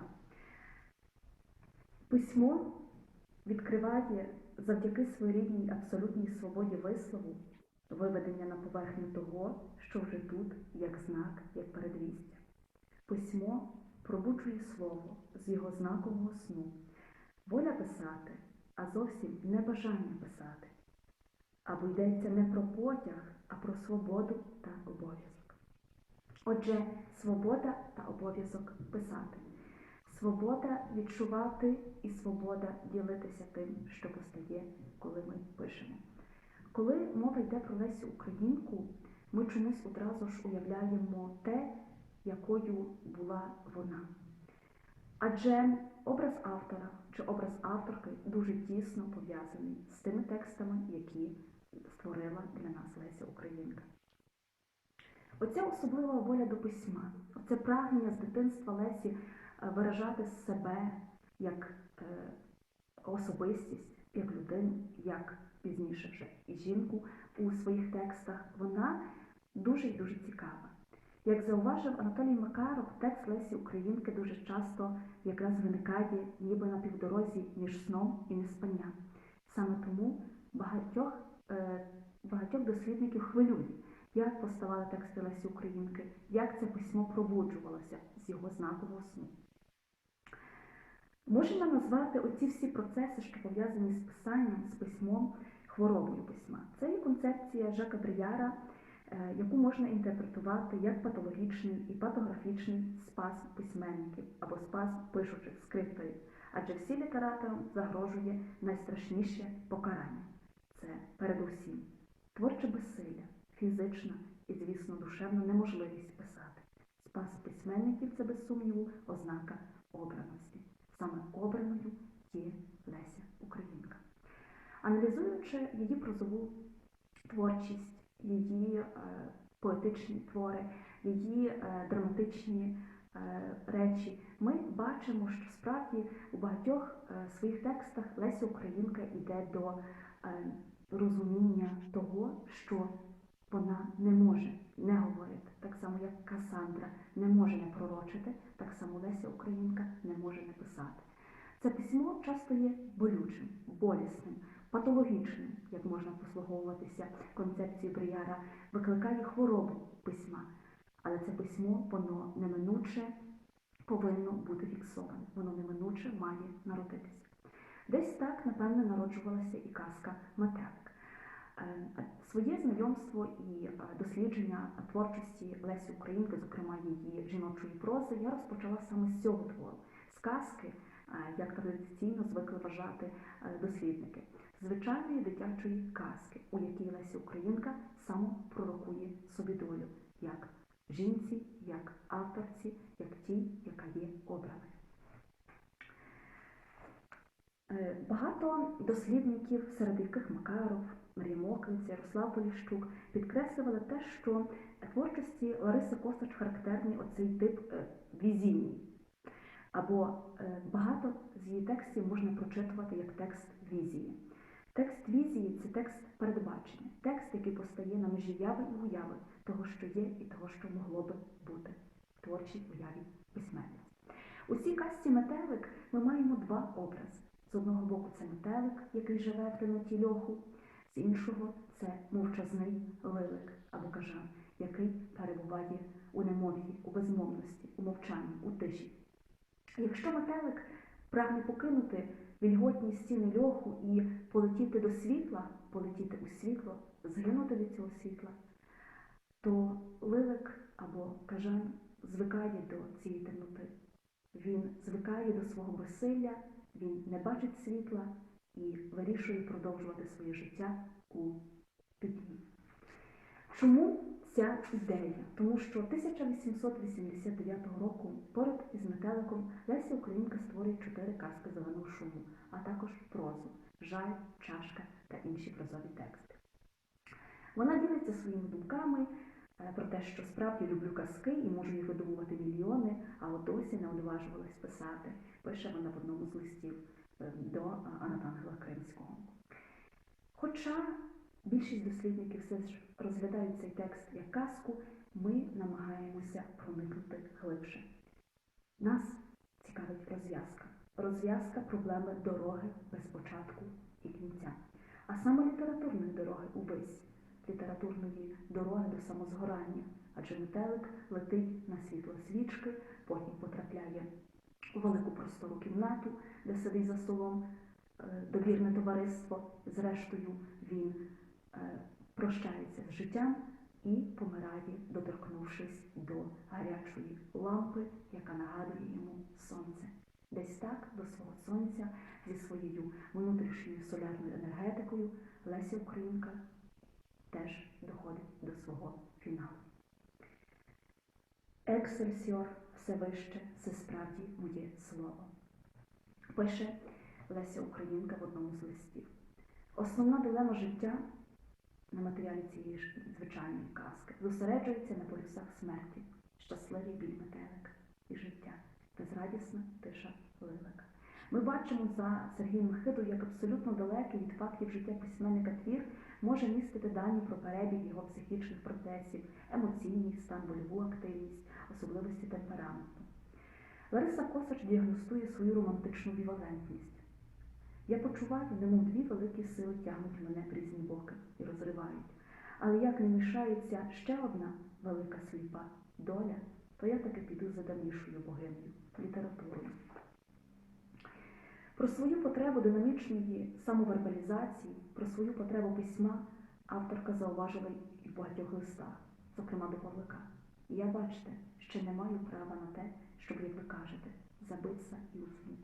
Перше мушу чимало натомитись. У листі до Драгоманова вона зазначає, що, хоча іноді проступає лиликівський вербальний песимізм, часом нападає якась така апатія, що і перо в руки взяти противно. Все ж таки вона відчуває, що не може написати. Так починається дорога від метелика до мавки. Не можна. Гріх бути інвалідом. Коли так багато роботи і так мало людей, треба перестати ним бути. Коли не можеш зараз, то через рік, через 2, через 3, а все-таки треба вийти в люди. Так воно декларує кредо метелика. Але виникає в Лесі Українки також і соматична неминучість, безсилість письма. Що ж робити, коли Дам Натюр не дала мені нічого, окрім пера в руки, а рукам не дала навіть стільки сили, щоб завжди тримати перо, та й сказала: пиши. Леся Українка обирає письмо. Леся Українка довіряє цьому письму. Що залежатиме від мене, я все зроблю. Ба, що ж мені робити, як не все? Адже як би там не було, а література – моя професія. Звичайно, у цих фрагментарних текстах важко помітити так глибші контексти. Звичайно, її поетичні тексти, її прозу, її драми слід прочитувати в одночасі з її листами, які теж творять додатковий біографічний контекст. Не люблю, щоб хтось сидів коло мене і пишу. Можу займатися літературною справою тільки тоді, коли сама в хаті, і то головне ввечері і вночі.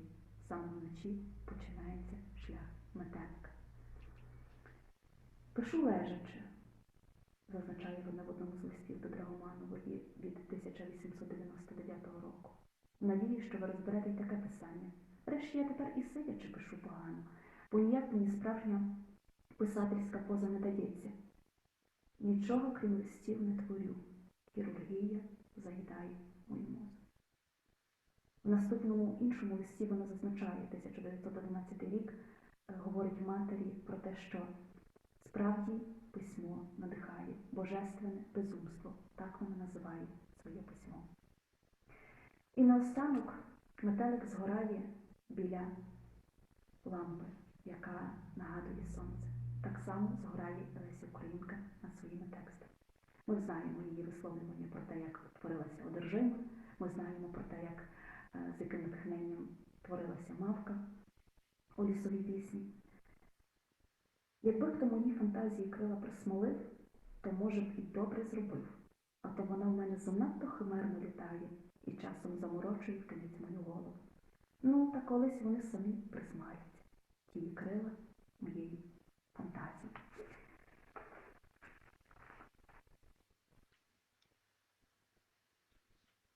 Леся Українка і далі залишається для нас такою примарною принцесою, принцес Лорентен, як про неї пишуть. Вона і далі залишається за відомим висловом Оксани Забушко «Нотр-Дам Юкрейн», берегиною України, берегиною української літератури і культури. Вона для нас залишається ще не до кінця відкритою. І це добре. Добре, адже це підкреслює глибинність її письма, велику життєдайність цього письма, а також безмежність, з якою ми зустрічаємося, коли починаємо пізнавати, читати Лесю. Дякую за увагу. Дякую за гэты даклад. І, шановні колеги, хотілося б перейти до наступного одразу виступлення, яке, я впевнений, буде цікавим і для наших українських партнерів, колег.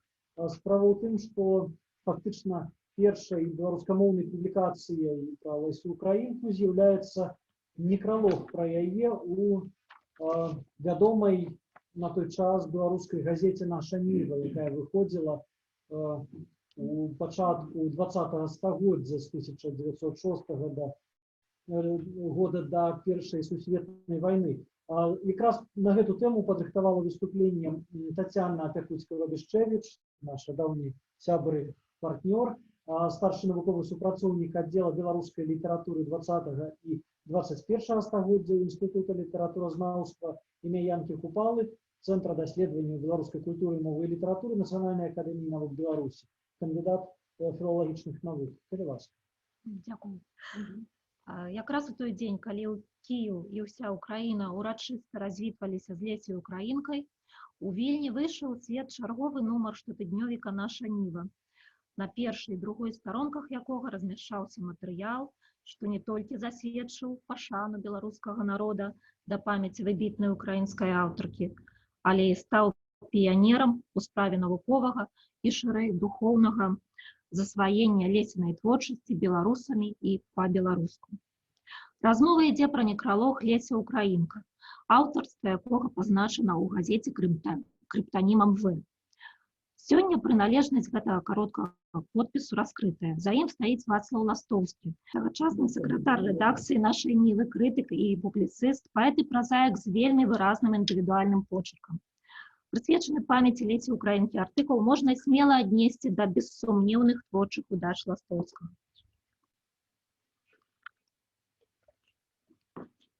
Яго асабістая, пранікнёна ўзвышаная, шляхетная манера пісьма і зацікаўленне мінуўшчынай У дадзеным выпадку як ніколі ўдала супалі з тымі ж рысамі у Лесі Украінкі. Відавочна, што смерць украінскай паэткі асобасна закранула Ластоўскага, і некралог пісаўся ў духоўным узрушэнні. Пачынаецца мемарыяльны артыкул радкамі, якія з надзвычайнай трапнасцю перадаюць самую сутнасць Лесінай творчасці, асноўныя настроі і задачы яе. Вялікая чэсць, давечная слава тым, которые з мячом і самапалам у руках ідуць здабываць долю і волю свайму народу. Але яшчэ большая чэсць, вялікшая слава памяці тых ваякаў, которые вялікай любоўю ды моцным словам умелі ўдыхнуць бодрага духа і светлую надзею уліць жыццё канаючыя народы, которые ў потемках ночы над жывымі нябожчыкамі умеюць запаліць агонь і уліць жыватворную сілу ў душы іх, которые з мерцвякоў робяць асілкаў. Хай сабе гэтыя асілкі пакуль што будуць прыкутыя да зямлі, без змогі раздзьмухаць агонь. Трэба памятаць, што газетны некралог – гэта досыць спецыфічная форма прадстаўлення інфармацыі. І нельга не здзівіцца, наколькі неардынарна падышоў Ластоўскі да яго напісання, наколькі глыбока пранікся ён паэтычнай стыхіяй Лесі Украінкі і, нарэшце, наколькі геніяльна супаў з украінскай паэткай і ў абранай палітры вобразаў, і ў трагічнасці, і разам з тым баявой наструненасці інтанацый, і ў самім разуменні функцый мастацкага слова.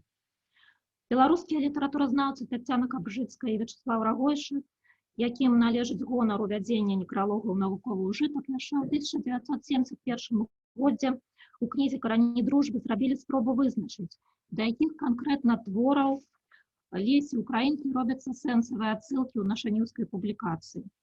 У дачыненні да прадставанага вышэй фрагмента у прыватнасці адзначалася, з апошніх радкоў можна зрабіць вывад, што ў Беларусі ў той час ведалі досведныя агні Лесі Украінкі, а таксама былі знаёмыя з празрыстай алегорыяй верша казкі паэтэсы пра волата.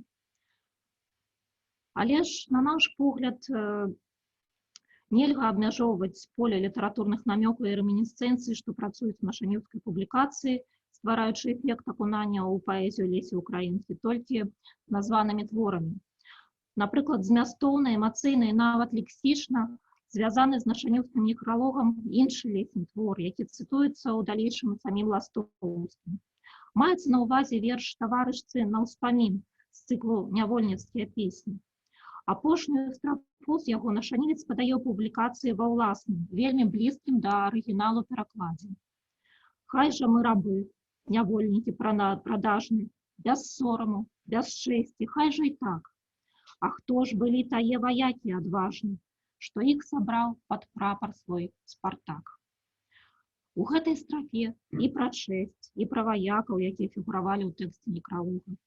А ў іншых нецытаваных Ластоўскім строфах знаходзім паказальную ў нашым кантэксце згадку пра агонь тытана.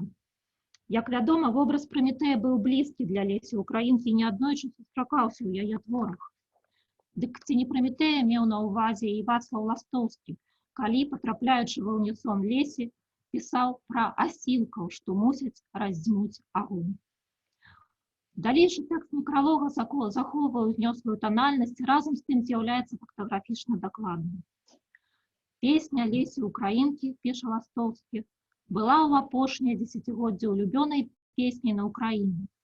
Яе вольнае, гарачае і натхнёнае слова тварыла прыхільнікаў украінства, выклікала спачуццё, гартавала сэрцы, змацняла духа і падтрымлівала надзеі на лепшую долю для роднага краю.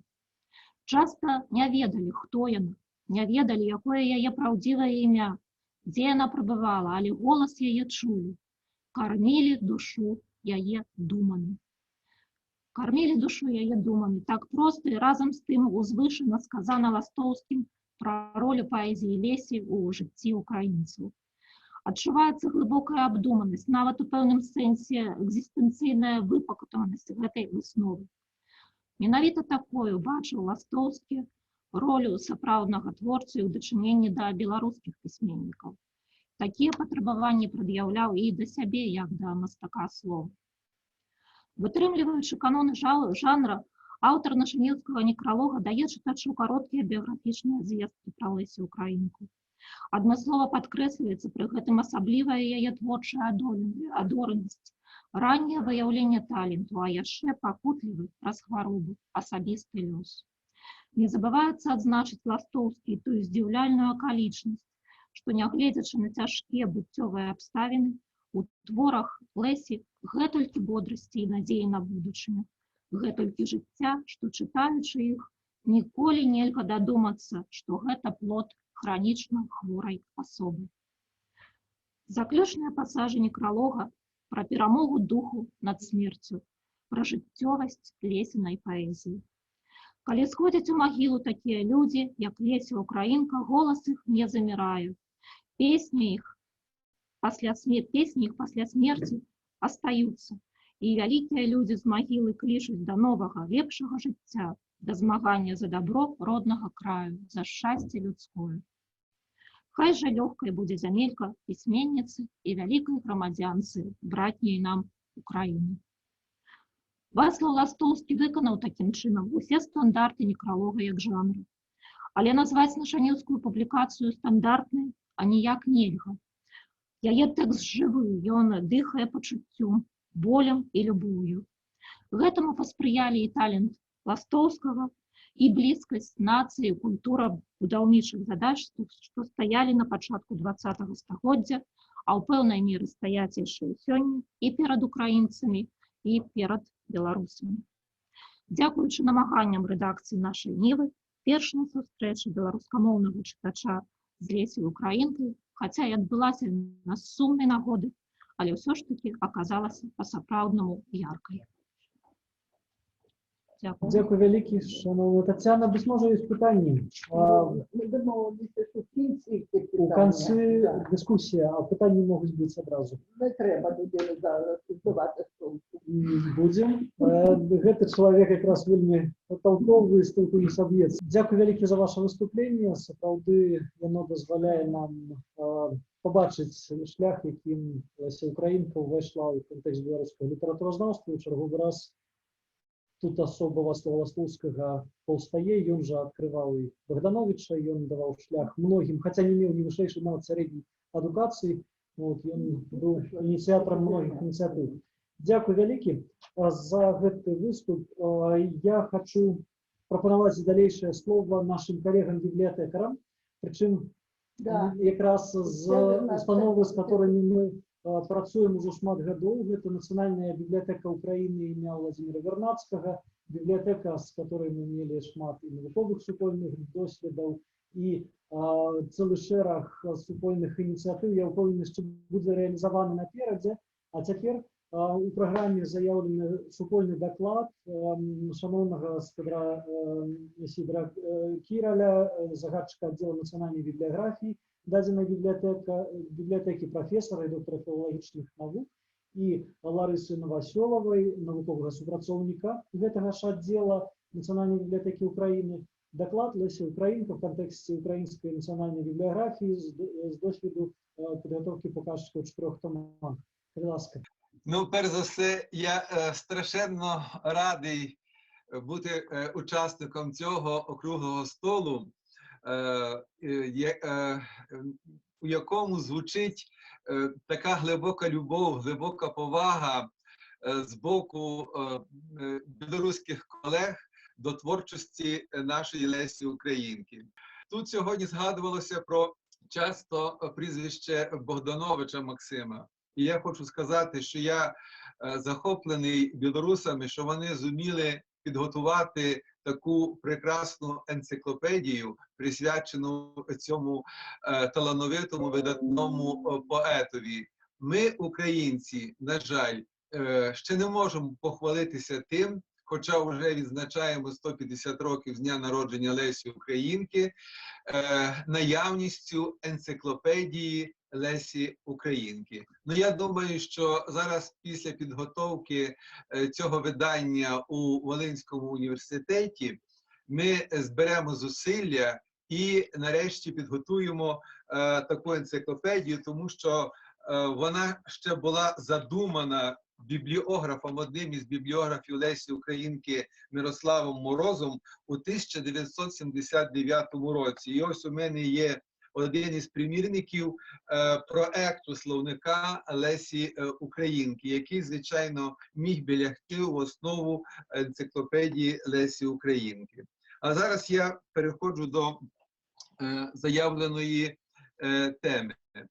Зрозуміло, що сучасне лесезнавство налічує тисячі одиниць наукових і методичних праць, що знайшло своє відображення в бібліографічних виданнях про Лесю Українку, її життя і творчість. І зрозуміло, що з відзначенням ювілею інтерес до письменниці зріс, і, як ми бачимо, скільки з'явилося останнім часом цікавих публікацій. Дослідження сучасного лесезнавства крізь призму бібліографії здійснено і здійснюється в нашій бібліотеці у рамках науково-дослідної теми відділу національної бібліографії нашої бібліотеки, теоретичні, методичні та прикладні аспекти формування національної бібліографії в контексті вивчення спадщини діячів української науки і культури. І, зокрема, ми започаткували проект Лесі Українки, про який я скажу трошки пізніше, який за нашими планами має охопити всі фактично сфери діяльності Лесі Українки, а також літератури про неї, вшанування пам'яті, архівні документи, і буде складатися із 4 томів. Якщо говорити про перші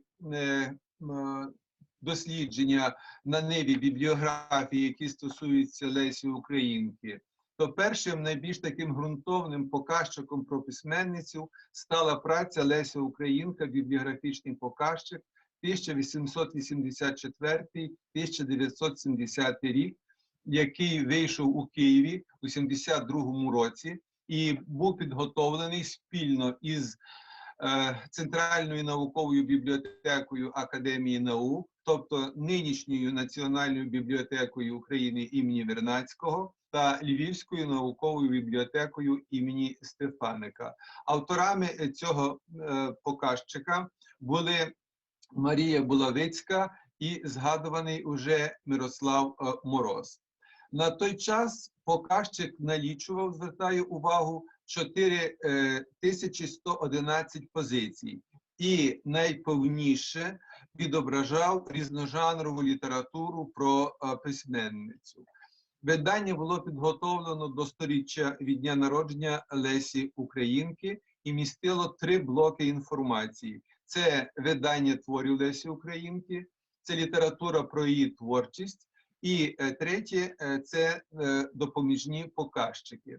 Зрозуміло, що до цього видання не ввійшли ті твори, які зберігалися, тих дослідників, вірніше, які зберігалися у спецфондах, ну і зрозуміло дослідження, які були в діаспорі.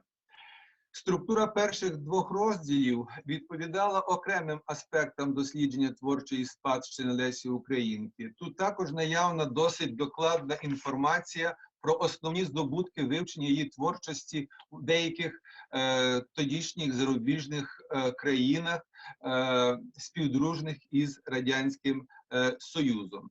Укладачі цього видання дослідили надзвичайно різноманітні інформаційні джерела. Це каталоги, картотеки обох бібліотек, а також інших бібліотек України, літописи друку, які виходили, і, звичайно, було докладно вивчено метабібліографію про Лесю Українку.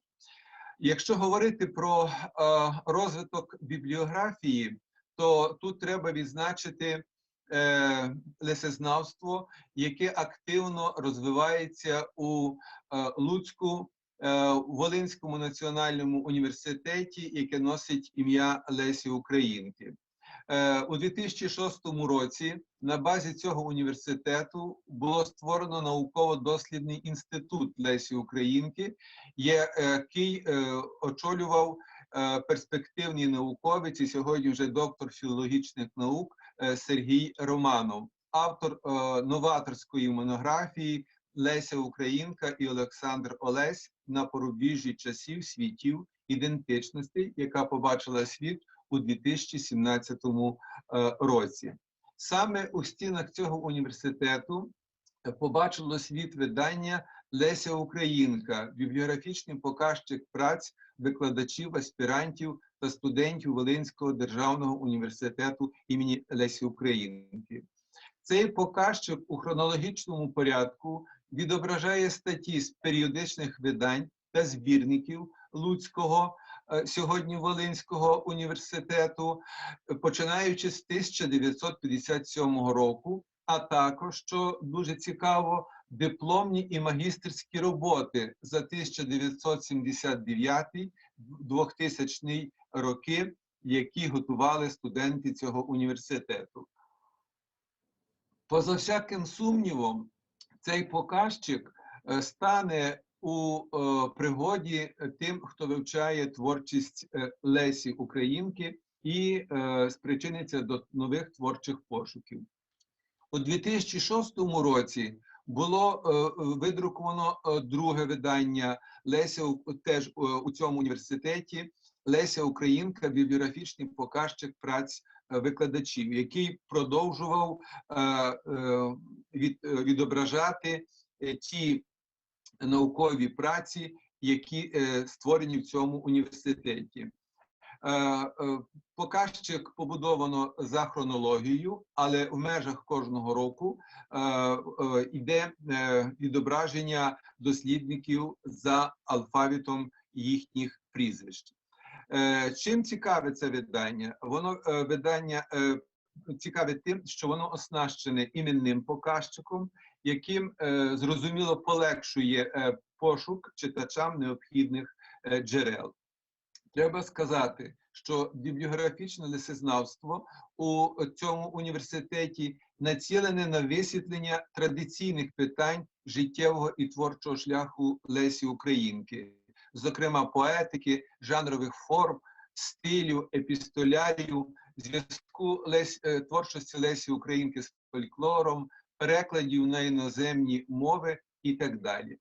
До 146-ї річниці було підготовлено бібліографічний показчик лесезнавства у працях викладачів і студентів цього ж університету, який продовжує серію тих видань Леся Українка в дослідженнях і в критиці.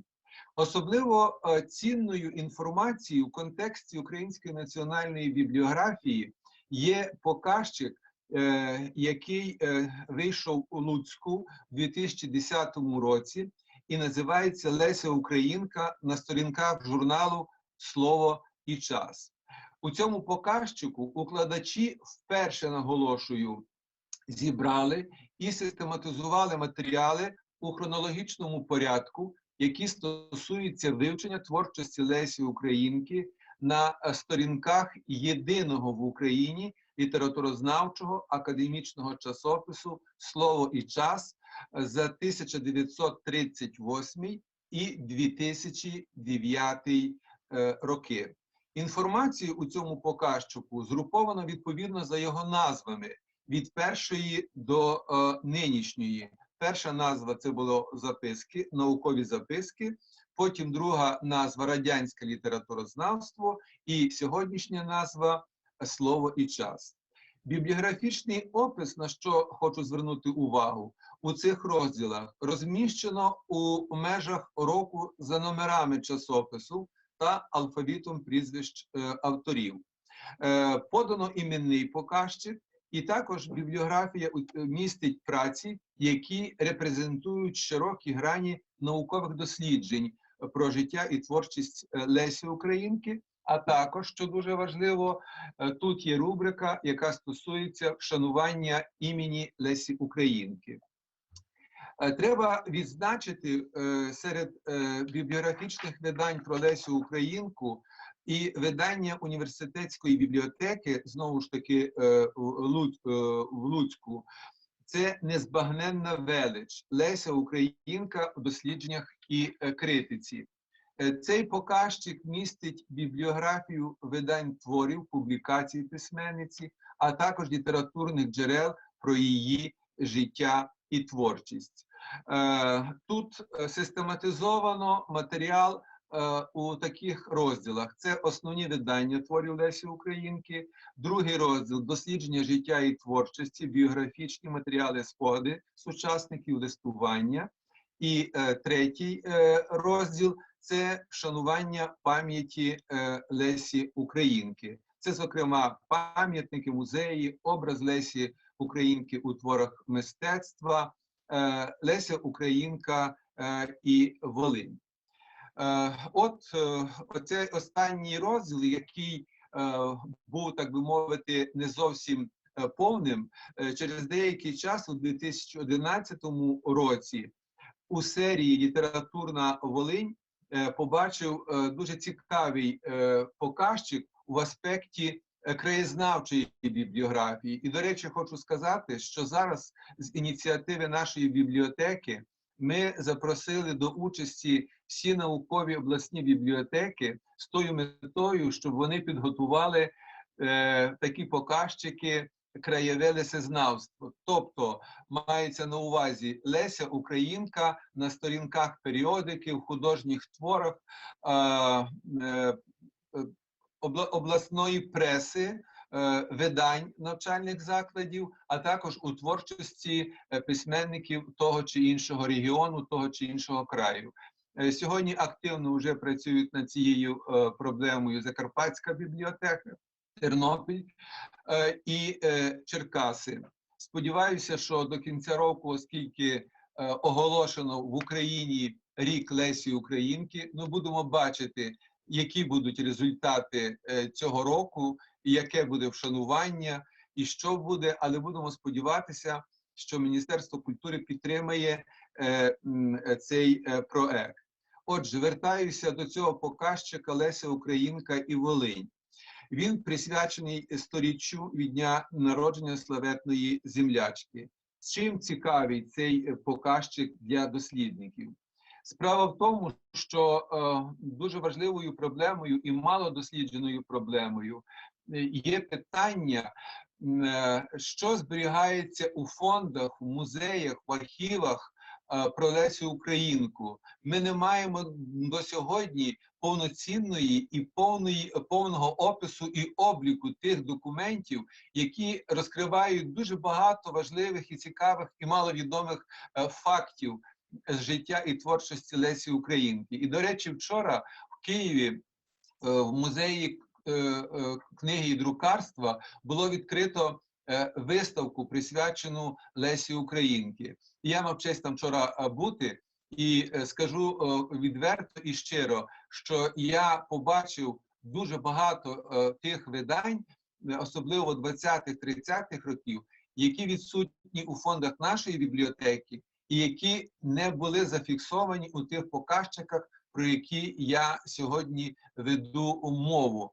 І тому виникла така ідея, щоб підготувати отакий показчик про першодруки та рідкісні видання творів Лесі Українки у архівосховищах і бібліотеках міста Києва. Звичайно, для цього потрібно кошти, і ми будемо ставити питання, звертатися відповідно до Міністерства культури, до адміністрації президента. Раз оголошено рік, нехай і виділяють відповідні кошти, щоб була зроблена конкретна справа. Також про цей показчик Леся Українка і Волинь. В основу покладено наявні у фондах бібліотеки Волинського університету джерела і матеріали про життєвий і творчий шлях Лесі Українки. Матеріал систематизовано в 4 розділах. Це Волинь у творчості Лесі Українки, друге – краєзнавчі публікації про перебування Лесі Українки на Волині, літературознавчі та мовознавчі дослідження про волинський період творчості письменниці. Третій розділ – це письменники Волині про Лесю Українку, прекрасний розділ. І четверте – вшанування пам'яті Лесі Українки на Волині. До речі, в контексті вшанування пам'яті Лесі Українки на Волині. На превеликий жаль, з інформаційних джерел, з повідомлень у пресі, в інтернеті ми знаємо, що сьогодні під загрозою окремі об'єкти, пов'язані з Лесею Українкою в Колодяжному. Зокрема, потребують капітального ремонту будівлі і в цьому музеї, а також і у Новоград-Волинському. Які будуть результати, будемо бачити. Цінність цього видання в тому, що до значної частини уміщених тут джерел подано вперше анотації. І на завершення вертаюся до цього проекту, над яким працює наш відділ національної бібліографії, нашої бібліотеки. Перший том – це літературно-наукова спадщина Лесі Українки. Другий том – література про життя і творчість Лесі Українки. Третій том – це переклади творів Лесі Українки, які найбільш проблематичні для нас, щоб зібрати. Ми знаємо, що у вашій бібліотеці є дуже багато цінних видань. І четвертий том, про що я говорив, це архівні матеріали. Ну і на завершення я хотів би подякувати, я з величезною зацікавленням слухав виступи всіх учасників, і особливо тих, хто говорив про драматургію Лесі Українки. І я думаю, що Спілка письменників України повинна звернутися до нашого уряду, щоб в Україні нарешті була заснована міжнародна премія Лесі Українки за кращі драми і в Україні, і, скажімо, наших сусідів. Тому що в нас існує премія Лесі Українки для дитячих письменників. Ну, розумієте самі, що є інші достойні письменники, яких можна відзначати премію для дітей. Леся Українка заслуговує того, щоб її ім'я носила премія того рівня, на якому була і є наша видатна письменниця. А білорусам, яких я дуже люблю, яких я дуже шаную, я закоханий в білоруську мову, і я вам страшенно дякую за те, що ви зробили цей круглий стіл, і сподіваюся, що скоро минуть оті всі проблеми, і ми до вас приїдемо, і будемо співпрацювати, і підготуємо, можливо, спільні проекти, які стосуються творів, життя про Лесю Українку у вашій і нашій бібліотеці. Слава Білорусі! І ми вас любимо, і дякую, дякую, дякую. Дякую велике за ваше... Бачите, якими аплодисментами тут уся аудиторія ваше виступлення вітає. Дякую за ваше слово. Навіть боязно пропоновувати задавати питання, бо сам маю їх мільйон. Але дякую, може бути, справді просто скажу за ваше ґрунтовне виступлення, за вашу велику працю. Так само обозначу, що тут з нами разом присутнічає один з основних авторів і ініціаторів, і складальників, і ідеологів той энциклопедии, про которую вы сказали, энциклопедии персональной по Максиму Богдановичу. Зовсім недавно побачила світ енциклопедія Микола Трус, він ще буде виступати хутко. І зовсім недавно побачила світ енциклопедія, присвячена Владимиру Короткевичу. І у нас є цілий шерах вельми ярких таких персональних проєктів. Со свого боку обозначу так само, що ми, як ваші колеги в Національній бібліотеці Білорусі, недавно презентовали онлайн-энциклопедию «Беларусь у особых и падеях». Это близко до того, чим займаєтесь ви. У нас шмат напрацовок у галині національної бібліографії, так само в гэтым кірунку давно працюємо, активно і маємо свої досягнення. Я вдячний нашим колегам за гэтую працу, і ми готові до супрацы. Нават ва ўмовах вось гэтых ковідных абмежаванняў, ва ўмовах, калі цяжка фізічна прыехаць адзін да аднога ў госці, што мы раней рабілі значна лягчэй, все одно гэта можна рабіць і сёння, і мы будзем радыя дапамагчы вам, калі вы ёсць у тым цікавасць у вашай працы па Лесі Українцы. Я ўпэўнены, што сёлета гэтай працы вам пабольшае, і публікацыі пра знакамітую украінскую пісьменніцу ў друку з'явіцца вельмі шмат не толькі ў Беларусі, але і за мяжою. Таму дзякуй вялікі, і будзем працаваць разам. Я передам слово так само коллегу з Національної бібліотеки України ім'я Владимира Вернадского, кандидату філологічних наук Наталії Лащинської, лесіяна в бібліотеці Україніка, аналітичний огляд. Шановні білоруські колеги і друзі, вас вітає Національна бібліотека України у Вернадському. Тема моєї доповіді – Лесіана на сторінках електронної бібліотеки Україніка. Електронна бібліотека Україніка – це національний і довідковий документальний ресурс різних за способом фіксації пов'язаних джерел, які були створені у будь-який час в різних державах про Україну, її історію, економіку, культуру, географію, політику, фольклор тощо. Національна бібліотека України імені Вернадського ініціювала створення ресурсу «Електронна бібліотека Україніка» на початку 90-х років. У переддень 150-ї річниці від дня народження Лесі Українки бібліотека підготувала ряд матеріалів, котрі стануть у нагоді літературознавцям, викладачам української літератури, вчителям, студентам і усім, хто цікавиться постаттю української САФО. В Україніці представлені різні категорії предметних рубрик, одна з яких – це персоналії. Першочергове завдання персоналій – зібрати твори і праці особи про літературу, життя та діяльність. Однак є і додаткові – це дослідити наявність неосновних зацікавлень і видів діяльності, встановити варіанти написання особових назв, дати народження і смерті, родинного зв'язку і зв'язку з іншими діячами та установами. Велике значення для надання цієї інформації мають пов'язані рубрики і пов'язані персоналії. Персоналія Лесі Українки становить основне джерело відомостей про неї та її твори. Розглянемо її структуру в бібліотеці. Титульна особова назва становить не справжнє прізвище, а псевдонім, який став основним ключем ідентифікації особи письменниці. Як відомо, Лариса Петрівна Косач обрала свій псевдонім, наслідуючи дядька Михайла Драгоманова, котрий підписував деякі твори «Українець». 13-річна дівчинка дуже любила і поважала свого родича.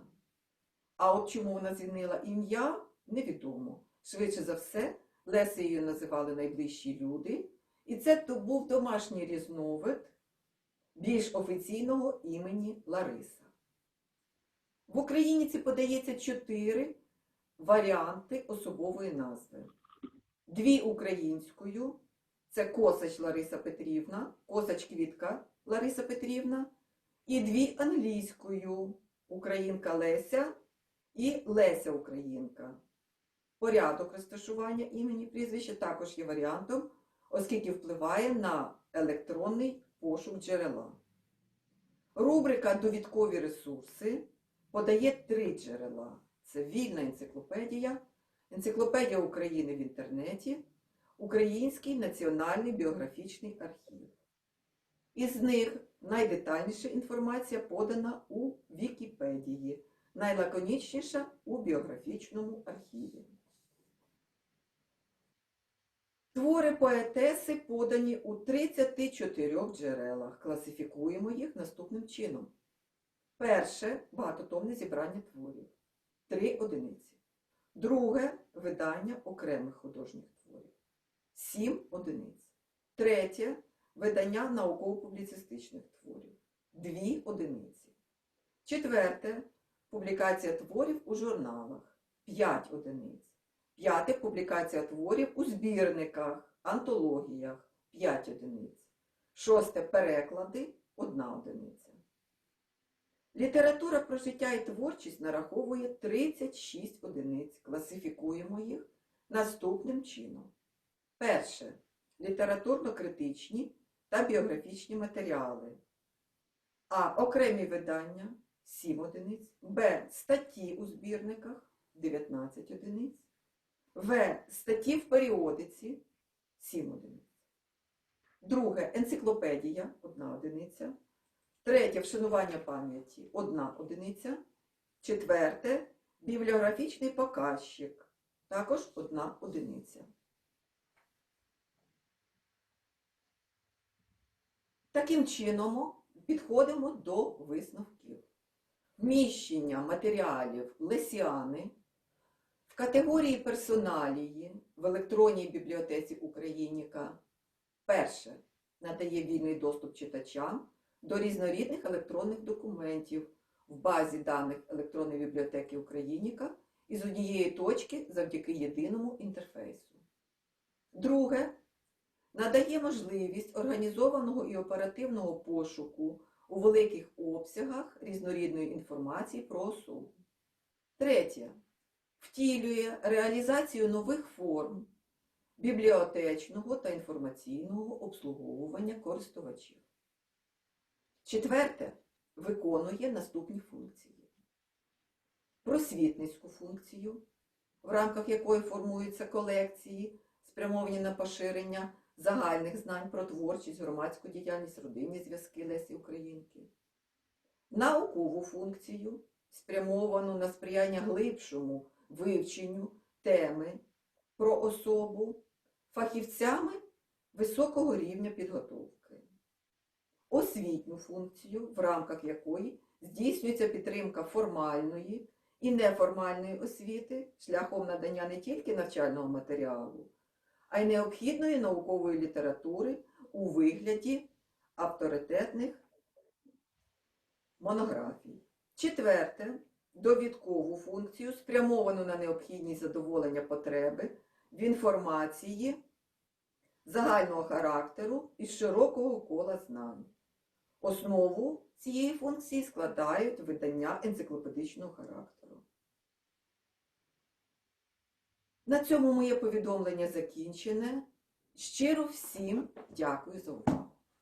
Дякую великі колегам з України за вашу працю по лічбовці фондаў, калекцыі, у прыватнасці выданняў Лесі Украінкі. Я ўпэўнены, што праз гэта не толькі фізічна чытачы, которые да вас прыходзяць, здолеюць атрымаць доступ да гэтых крыніц, але і удаленыя карыстальнікі. Слова наступнаму выступоўцу. З намі будзе старшы навуковы супрацоўнік Нацыянальнай бібліятэкі Украіны імя Варнадскага Аксана Супранюк. Даклад Леся Українка, джерелознавчі студії зарубіжної Україніки in memoriam. Якраз у працяг того, що було сказано про заміжні публікації. Моє прізвище Оксана Супронюк. Тема моєї доповіді – Леся Українка, джерелознавчі студії зарубіжної Україніки. Шановні колеги, дорогі побратими, шлемо вам братерське вітання від української бібліотечної спільноти з братнього Києва. Раді новій зустрічі з вами, на яку нас покликала Леся Українка. Жити в добросусідстві, мати спільні антиімперські і антиколоніальні традиції, визволятися з ланцюгів несвободи – давня традиція в спілкуванні між Україною і Білоруссю. Вона продовжується і зараз в таких складних, нових історико-політичних обставинах. Я особисто рада взяти участь в цьому заході, оскільки моя родина тісно пов'язана з Білоруссю і з Лесією Українкою.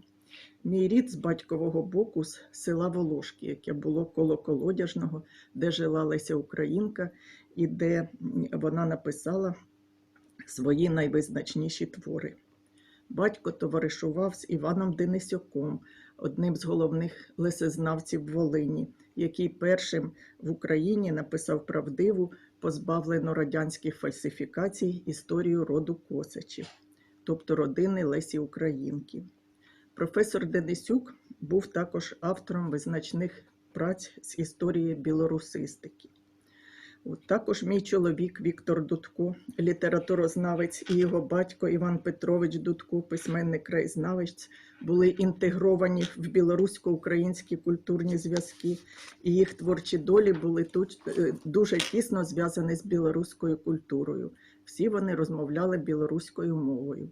І білоруською мовою володіє мій син, якому 28 років. Тобто молода людина продовжує цікавитися і вивчати культуру Білорусі. Наша бібліотека Вернадського в Києві, підтримує творчі зв'язки з Товариством української літератури при спілці білоруських письменників. До нас приїздять представники товариства з презентаціями нових публікацій і, зокрема, українського білоруського альманаху «Справа». В дні ювілею Лесі Українки думаємо про неї і про її роль в історії культури України. Кожен історичний етап розвитку України розкриває нам нові грані творчого спадку письменниці і нові глибинні смисли її творів. Леся Українка писала в часи, коли українське письменство кінця 19-го, початку 20-го століття виходило на новий, модерний етап свого розвитку. Її творчість засвідчила спроможність українського слова вийти на рівень глибокого осягнення світу, таємниць людської душі. Вона народилася в інтелігентній, національно свідомій родині. Мама і батько були з старовинних українських шляхетних родів. Батько був службовцем високого рангу, меценатом, а мама – письменниця Олена Пчілка, Ольга Драгоманова, рідна сестра Михайла Драгоманова. В домі було творче середовище. Тут часто збиралася інтелектуальна еліта того часу. Тобто завдяки батькам в майбутній письменниці сформувався широкий діапазон інтересів, знання іноземних мов, всесвітньої історії. Обдарована всеосяжним розумом, талантом, який випадає на долю видатних людей, серцем, яке було відкрито до всього світу, по-європейськи освічена, вона піднялася на вершини самих передових ідей свого часу. В наші дні, коли світ карколомно змінюється, коли найважливішими в творах стають цінності, ми звертаємося до спадщини письменниці. Більшість творів Лесі Українки з формального погляду висвітлюють події давніх часів, біблійні мотиви, стародавню історію, античну міфологію. Одержима, Вавилонський полон, на руїнах, в катакомбах, Айша та Мохамед, Руфін і Прісціла, Бояриня, Оргія. Назви цих творів асоціюються з чимось чужим і далеким. Але насправді ці твори несуть в собі вічні теми і вічні ідеї. В світі мистецтва і літератури за часи розвитку людства викристалізувались так звані вічні образи, що стали символічними в світовій культурі і кочують з країни в країну. Це образи деспотичного Вавилону, віщунки Кассандри, часів Гомера і Вергілія, плачу Єремії, зруйнованої Трої, невмирущого Прометея, палкого Дон Жуана. В таких міфологізованих символічних образах закодовано загальнолюдські проблеми і цінності, акумульовано найважливіші прагнення людства в минулому. Вони передаються нащадкам з покоління в покоління і залишаються вічними джерелами пошуку відповідей на актуальні питання, які виникають перед людством в будь-яку епоху. Леся Українка всі ті світові сюжети з образами, символами, які з покоління в покоління переслідують людство, виклала в своїх драмах українською мовою і для українців. Все це вона писала для сучасників, але і також і для нас з вами. Лесі Українці довелося побачити революції і визвольні війни початку ХХ століття. Перед письменницею з її касандрівським даром відкривалося потойбіччя ХХ століття, яке тільки розпочиналося. Вона мала передчуття тих подій, які охоплять Росію і потоплять в крові християнські моральні цінності, духовний аристократизм і людську гідність. В тому історичному досвіді багато аналогій з нинішніми часами, оскільки вона спостерігала революції визвольні рухи з Грузії і з Криму, з далеких європейських країн і з Києва. В її листах і публікаціях головною думкою звучать теми української автономії, окремішності від Російської імперії, духовного звільнення людини і нації, які вже зможуть будувати новий світ суспільної гармонії. За словами Ліни Костенко, Леся Українка масштабом своєї діяльності дорівнювала Данте і Шекспіру. Вона виконала свою місію. Аристократка духу, вона в свої історичні часи прокладала дорогу в утвердженні української ідентичності в Україні і виступала з утвердженням загальнолюдських гуманістичних цінностей. З Білоруссю пов'язані найдраматичніші сторінки життя і творчості Лесі Українки.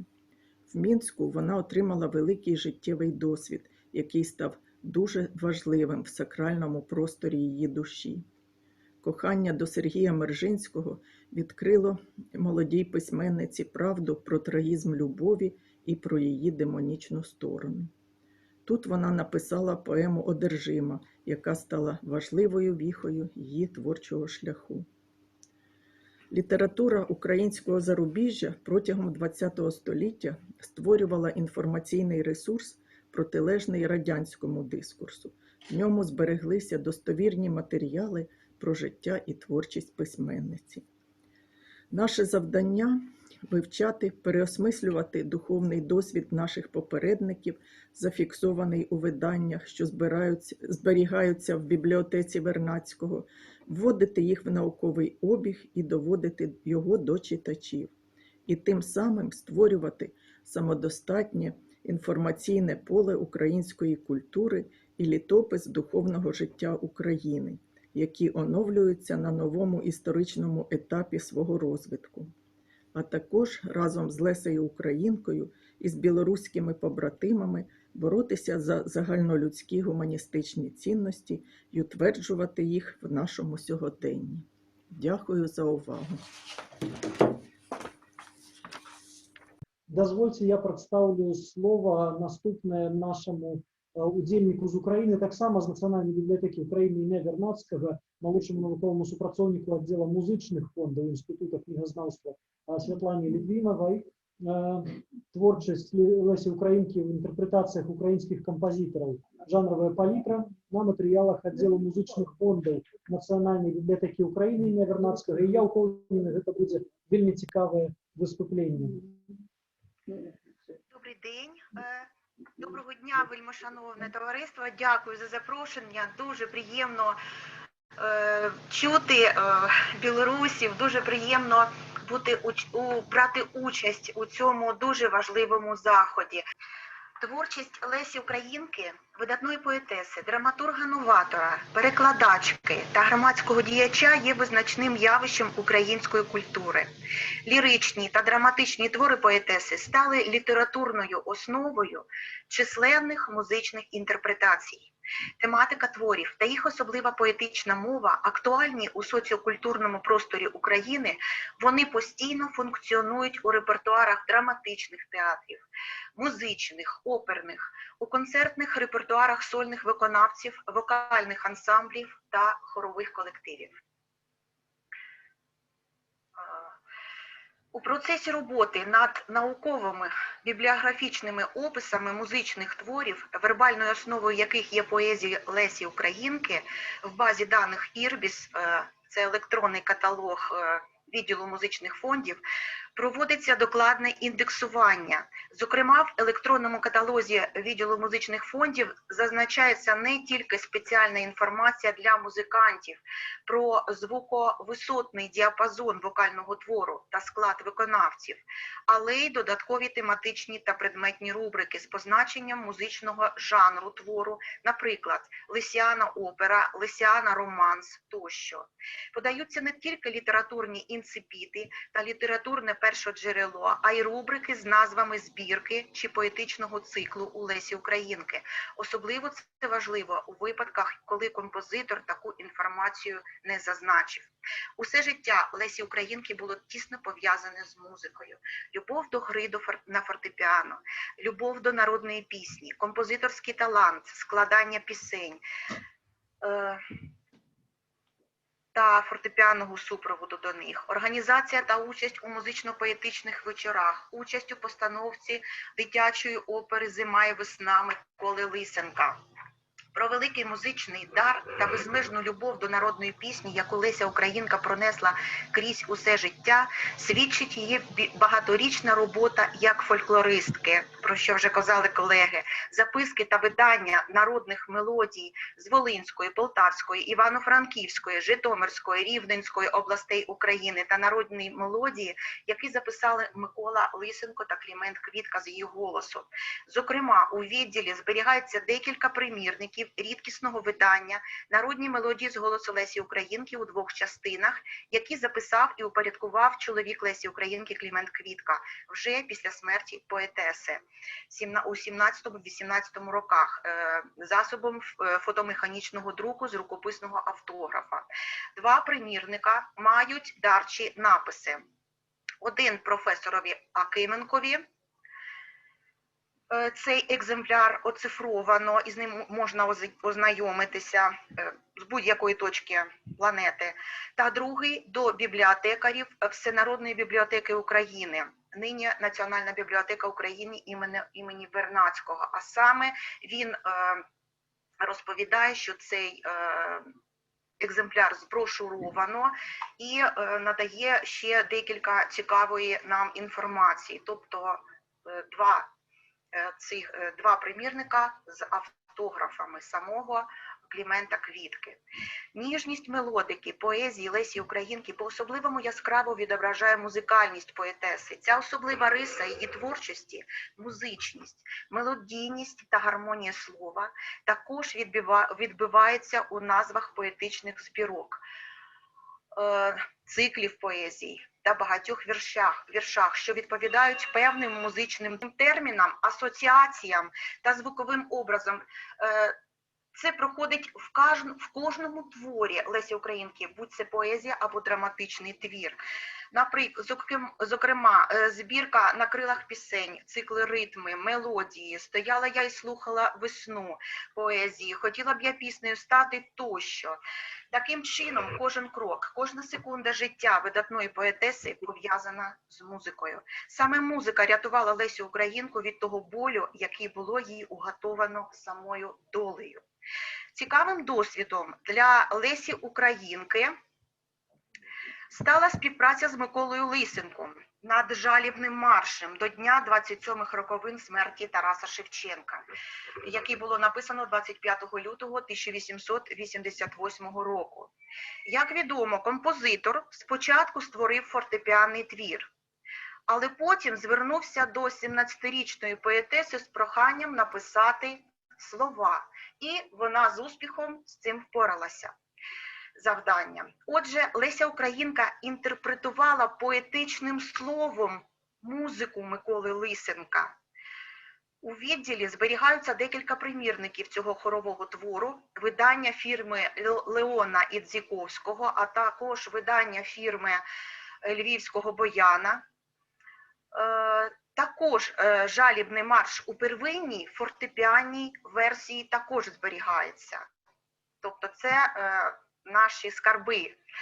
Далі. Музичні інтерпретації творів видатної поетеси, а також твори, присвячені їй, репрезентовані в українській музиці широкою жанровою палітрою. Опера, балет, музика до театральної вистави, кіномузика, художній фільм, кіновистава, анімаційний фільм, хорова мініатюра, хоровий цикл, солоспіви, представлені піснями, романсами та вокальними циклами. Твори, присвяти Лесі Українці – це пісні й романси українських композиторів без супроводу та у супроводі фортепіано та сюїта для симфонічного оркестру.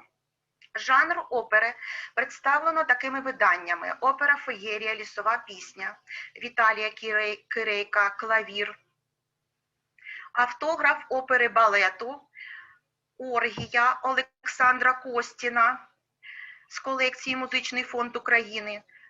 Ми маємо повний комплект лібрето, клавір та партитура. Також операми «Лісова пісня» Германа Жуковського та Мирослава Волинського. Жанр балету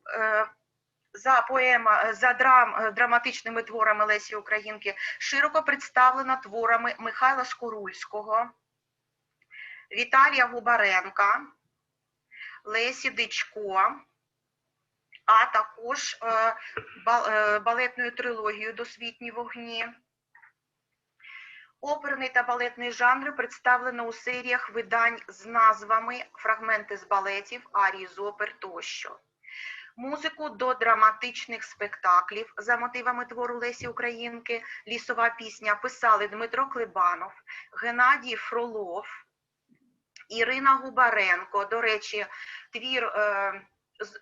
твір Лесі Українки, драма феєрія, «Лісова пісня» з 90-го року іде до сих пір, тобто вже більше 30 років іде в Харківському дитячому театрі, там, де і працювала Ірина Губаренко.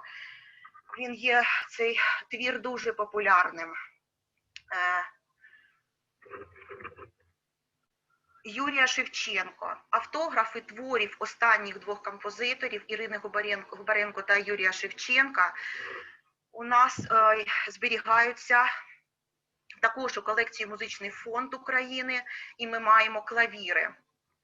Жанр хорової мініатюри представлено в колекції «Музичний фонд України» автографами, знов-таки, Марка Кармінського та Віктора Пацукевича, а також великою, просто величезною кількістю одиниць збереження у загальному фонді відділу, серед яких і рідкісні видання хорових творів Василя Безкоровайного, Сергія Яременко, Кирила Стеценко та інших композиторів українських. Найпопулярнішими жанрами серед творів українських композиторів, які звернулися до поезії Лесі Українки як до вербальної основи своєї музики, стали вокальні жанри. Пісня, романс, рідше вокальний цикл. Як бачимо, теж рукописи є та друковані видання. Їх дуже-дуже багато. Різні роки видання, і першодруки є, і сучасні видання, дуже-дуже багато є цикли.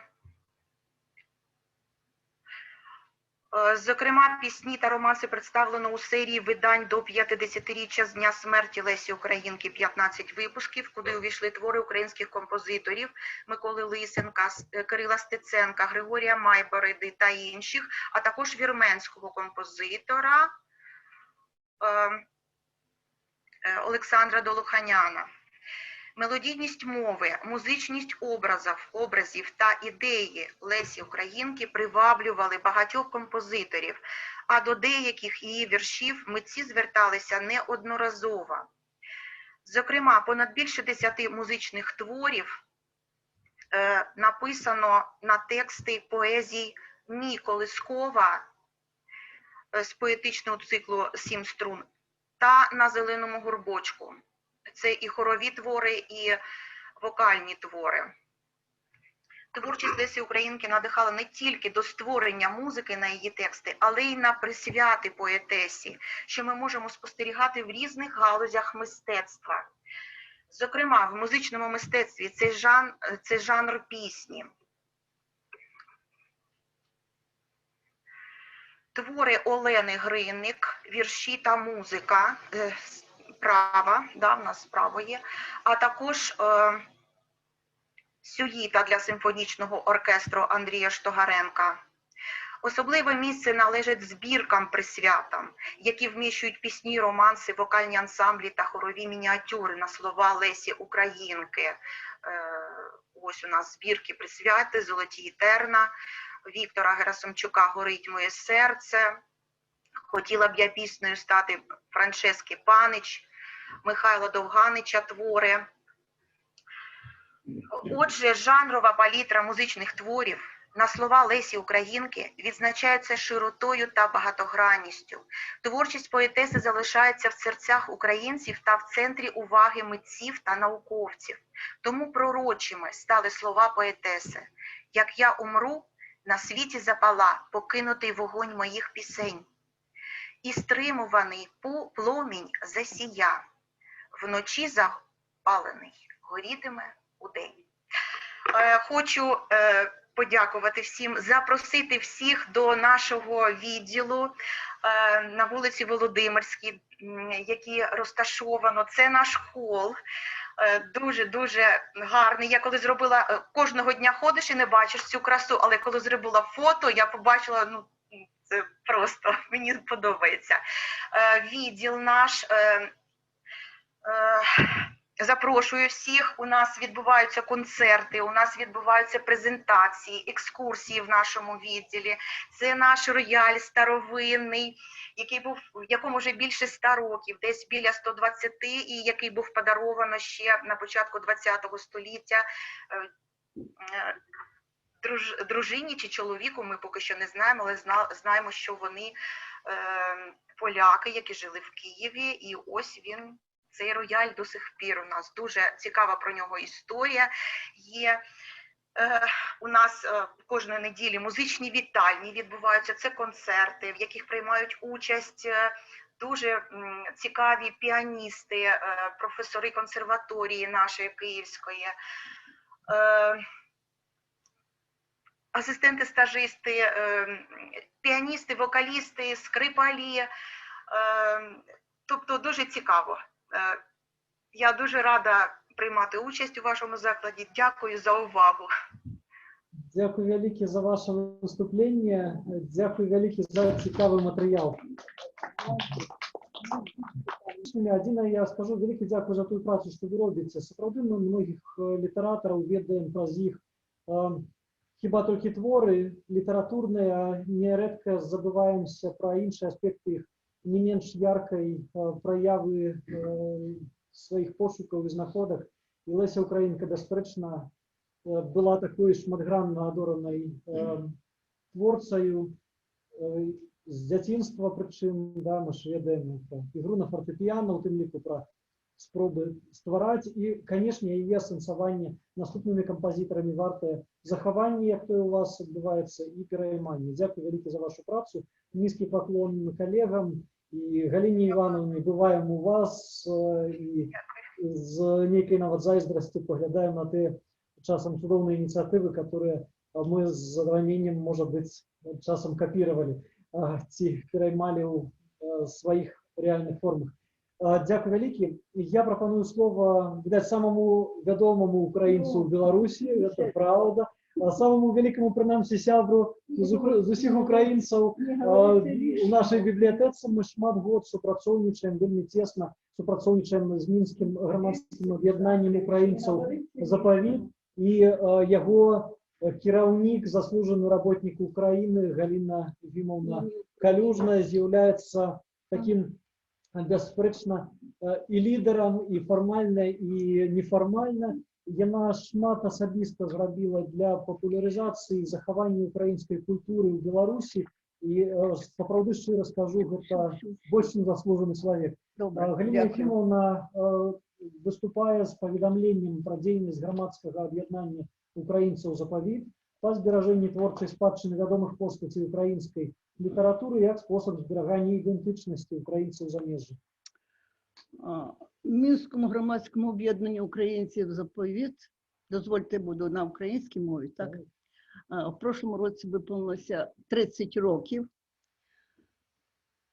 Але одним із важливіших напрямків нашої діяльності було і залишається збереження і розповсюдження літературної спадщини видатних постатей української літератури, поезія і творчість яких має особливий вплив на свідомість і духовний розвиток людини і всього того, що робить нас українцями.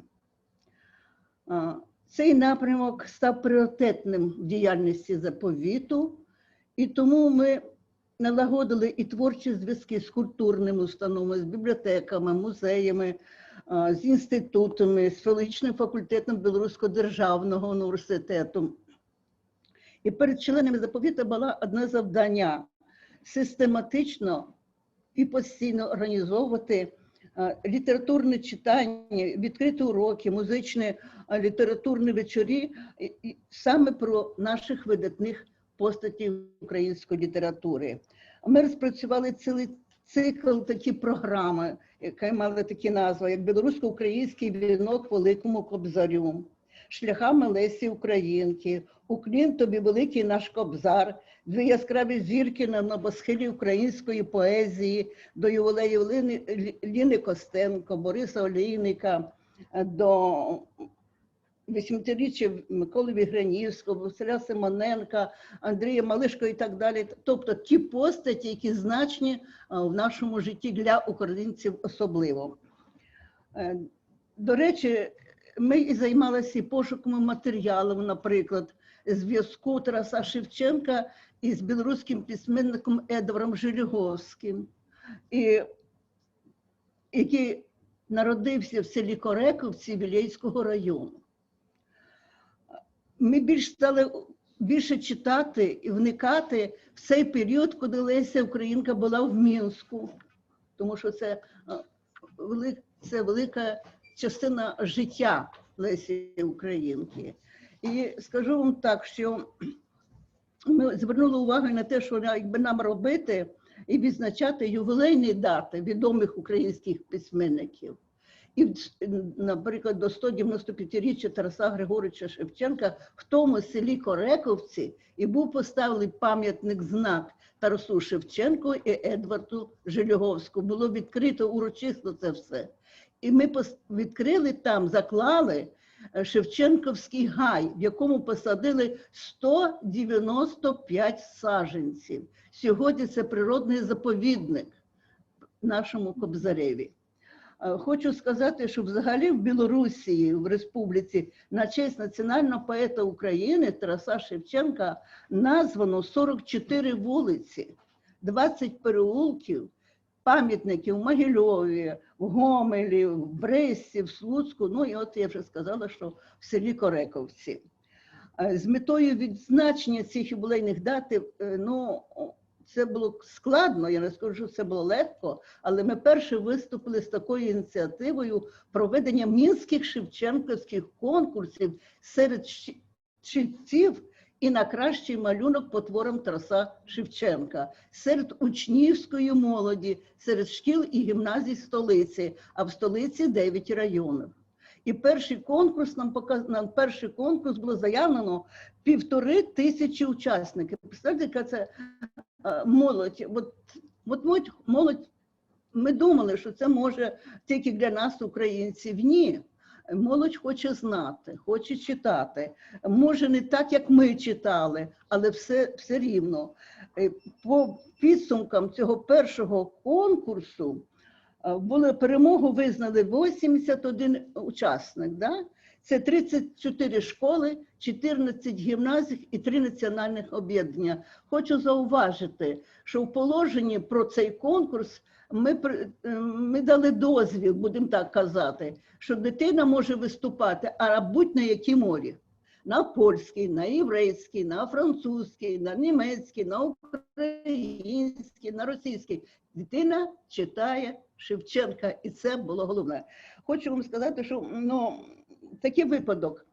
Значить, закінчується конкурс, завтра буде гала-концерт, іде перегляд, уже підготовка, да? І приходить наш шановний посол, теж подивитись, що і що. І дитина виступає, це учень 9 класу 24-ї школи, Ярослав Ковальчук, виступає, читає вірш Шевченка.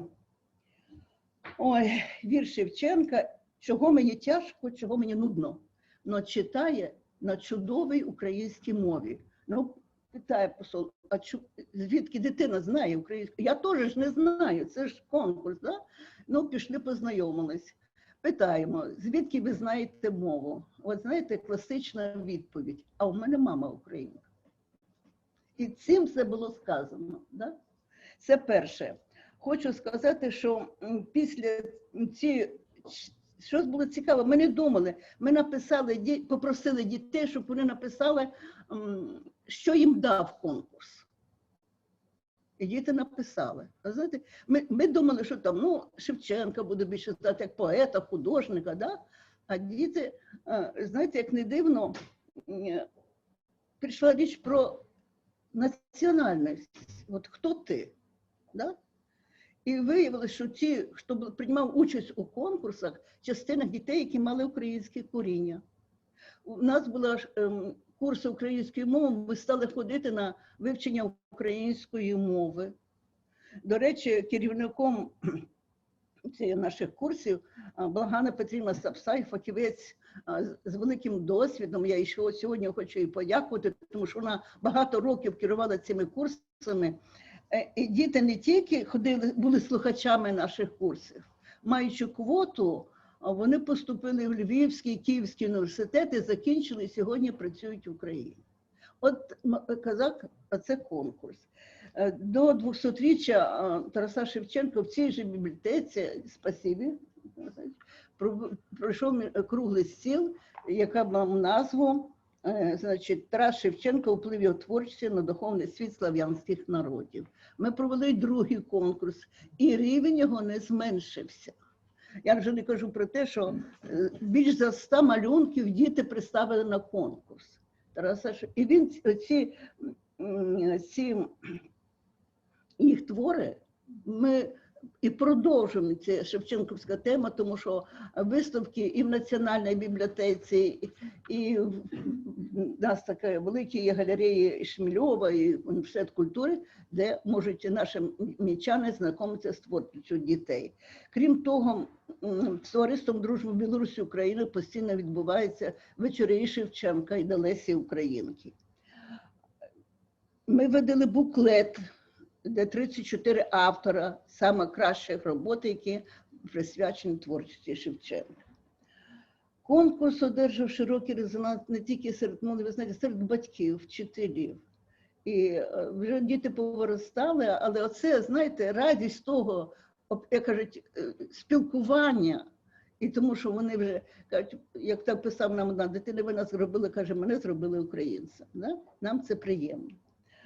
Протягом років, відомо, що Великий Франко, як відомо, дав оцінку, писав, що після Шевченка на небосхилі української поезії появилась постать першої величини не тільки в Україні, не тільки в Європі. Я вважаю, що це не я просто вважаю, ми всі, я думаю, на Олімпі світової літератури це Леся Українка.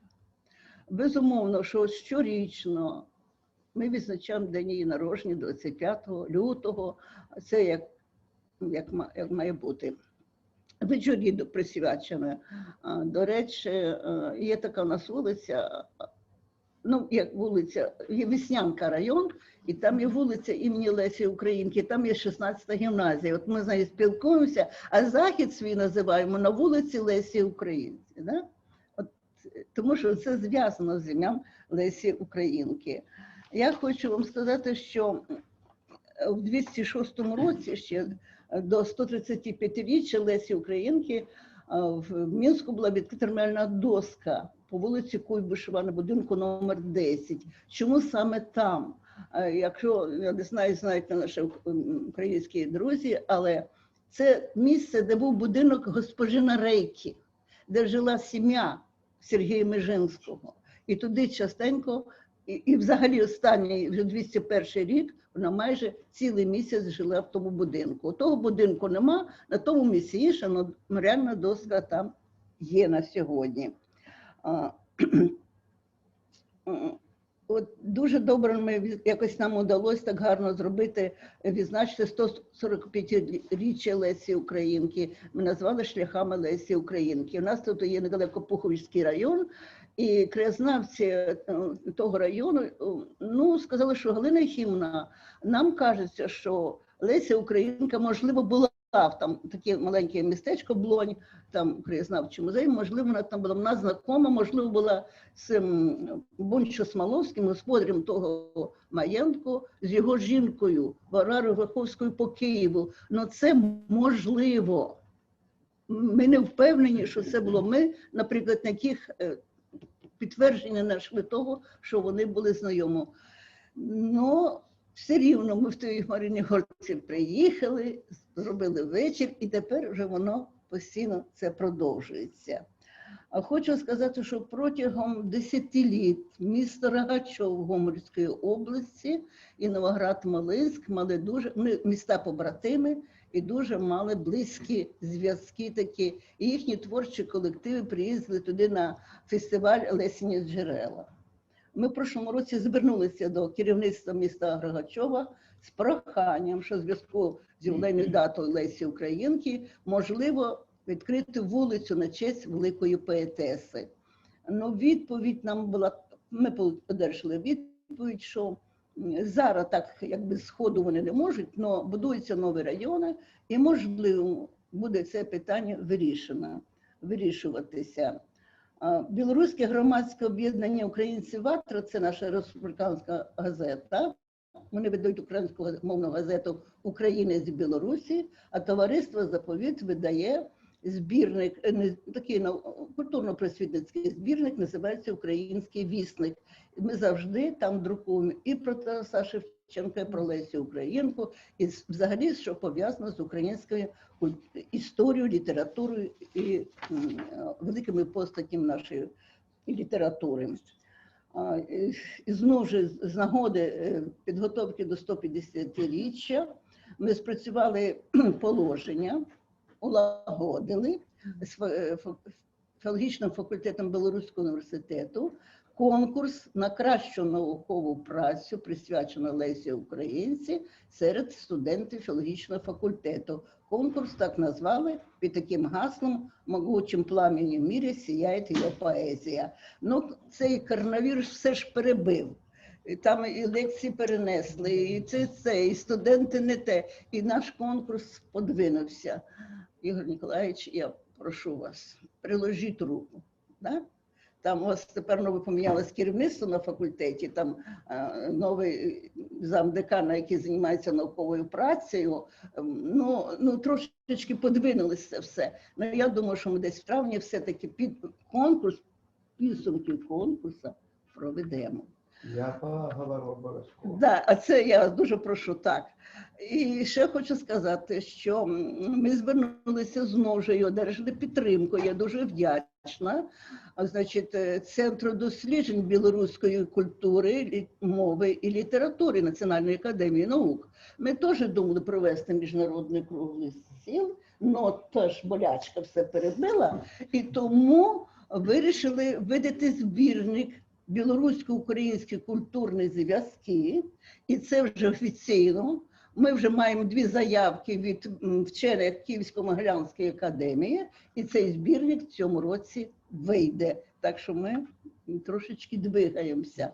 А от в ту неділю, 21 лютого, в бібліотеці Янки Купали ми провели тиждень, відкрили тиждень української культури. Знаєте, ми трошечки й боялися, бо люди зараз у масках бояться і те. Люди стомилися вже в хаті сидіти, знаєте, стомилися, да? Ми зробили виставку літератури, бібліотека підготувала виставку української вишивки. Художники, ми ціль мали таку, щоб художники дали такі картини квіти, і назвали виставку «Квіти Лесі Українці». Наш ансамбль «Ватра», фольклорний ансамбль, дав нам дуже гарну українську, український наш підготував гарну концертну програму. Знаєте, трошечки, от Сергій Володимир з нами був, ми його теж там втравили, це, значить, був з нами. І я думаю, що це рік Лесі Українки. І це не тільки те, що сьогодні міжнародний круглий стіл, і ми чуємо і так далі. У нас буде ще дій української книги, буде продовжуватися. Ми маємо домовитися з містом Білейко, з центральною бібліотекою, там теж пройде урок, присвячений Лесі Українці. Ну, я хочу пару слів сказати до питання перебування Лесі Українки і Мінську. Знову ж ми в прошлому році, ми ж не сьогодні знали, що буде 150-річчя, ми звернулися до Меморіального музею Київського. У нас там були питання відносно перебування Лесі Українки в Мінську. І от як було в житті, відповідь прислала нам Алла Дибо, науковий працівник Інституту літератури імені Тараса Шевченка Національної академії наук України. Я дякую, Алла Дибо, за цей ваш лист. Ви знаєте, дуже цікавий і для нас, українців, дуже стало цікаво. Виходить, що в 75-му ще році група українських вчених і білоруських вчених працювали над темою Леся Українка і Білорусь.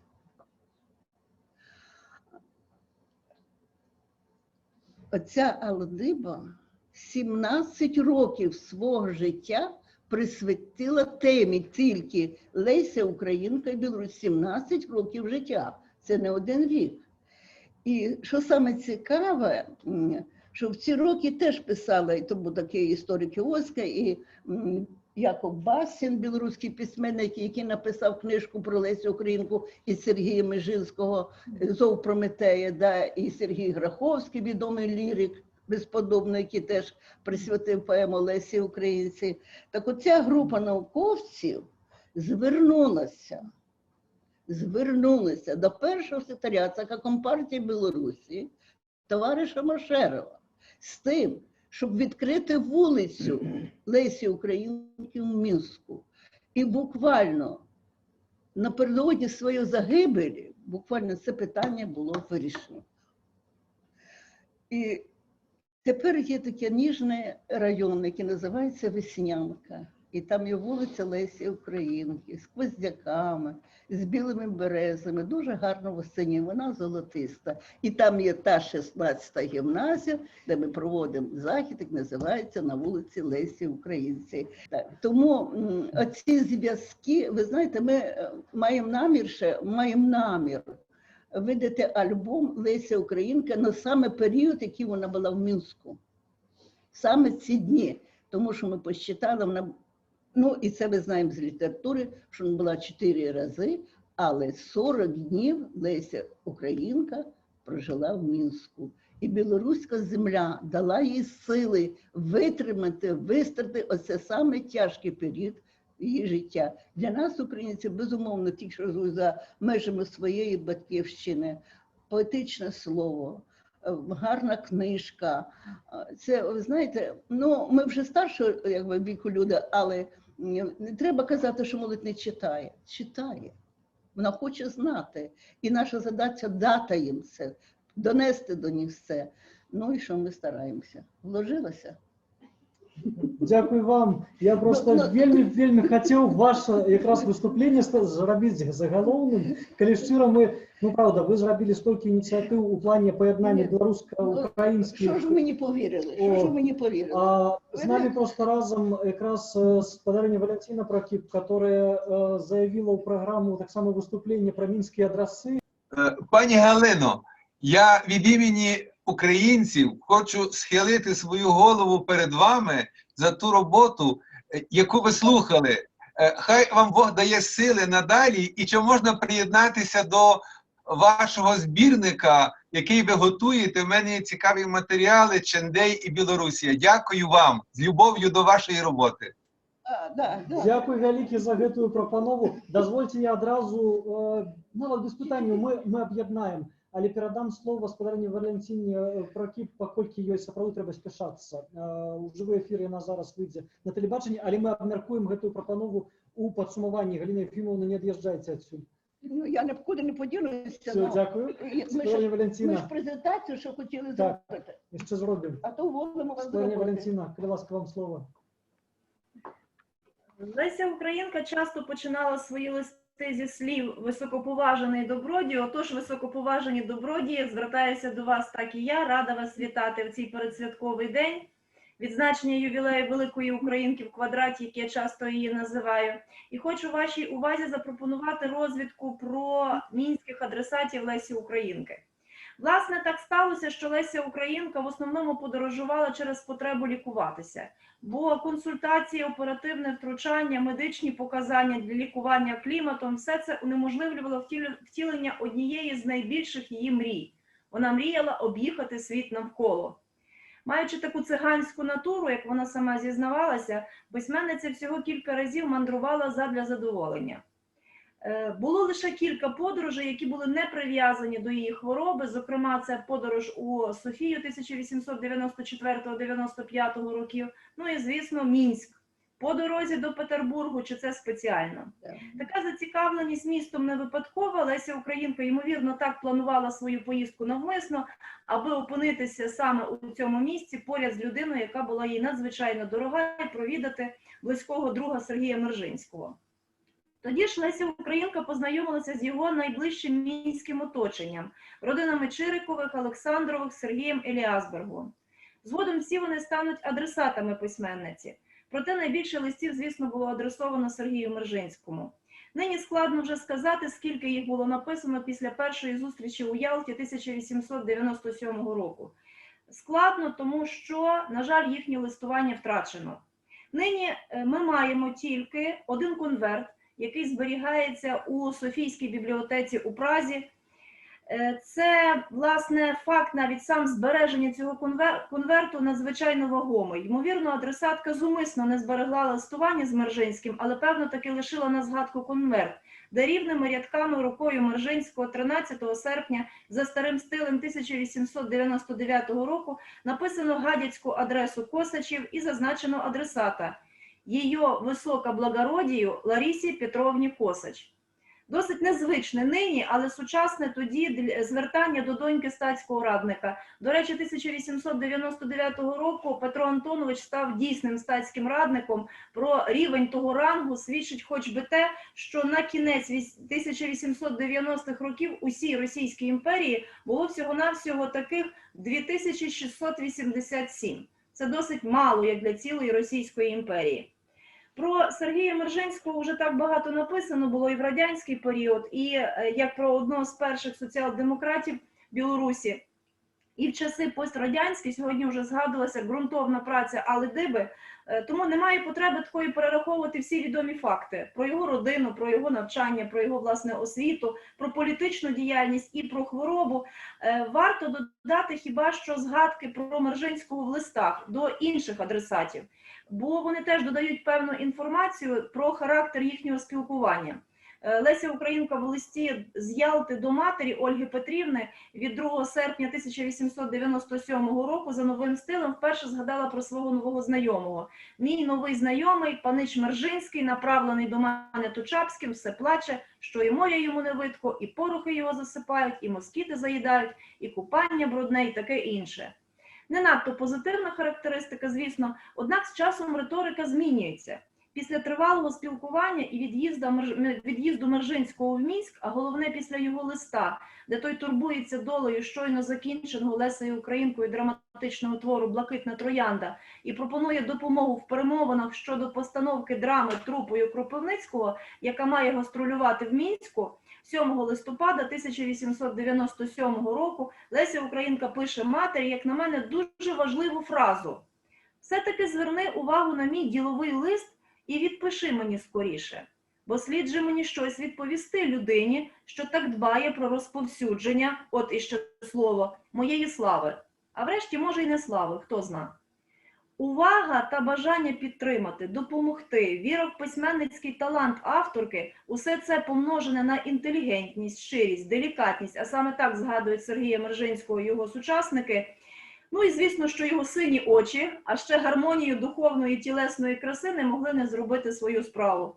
І Ларису Косач не могли, звісно, що лишити байдужою. Однак поетеса спілкувалася у Мінську, а згодом і листовно не тільки з Мержинським. Серед її адресатів особистий лікар і приятель Сергія Костянтиновича. Саме Сергій Еліасберг відіграв значну роль у цій історії, бо його листи з Мінська інформували Ларису Косач про перебіг хвороби її товариша, який ще від весни 1900 року почував себе не дуже добре, але довго не надавав значення змінам, які відбувалися в його організмі. Про лікаря відомо нині небагато. Першу згадку про листування з Еліасбергом в епістолярії Лесі Українки знаходимо в її листі до Ольги Косач-Кривенюк від 2 вересня 1900 року. Леся Українка пише сестрі, що надсилає їй лист від Еліасберга і коротко переказує його зміст. У листі до Ольги йдеться про погіршення стану здоров'я Мержинського і рішення Лариси Петрівни їхати до Мінська. Це була третя з 4 поїздок, після якої письменниця продовжила спілкуватися з лікарем Мержинського аж до смерті останнього.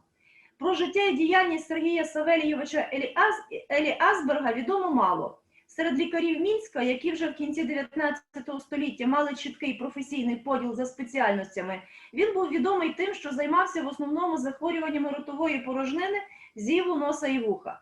Він оперував поліпи та папіломи голосових зв'язок, проводив трахеотомію, проте хвороба і смерть приятеля, очевидно, вплинули на професійну діяльність лікаря.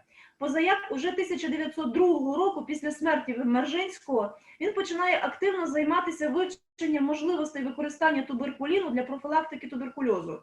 А 1904 року за його ініціативи в урочищі Новинки під Мінськом, білорусам краще знати, де це, було відкрито протитуберкульозний диспансер, санаторій.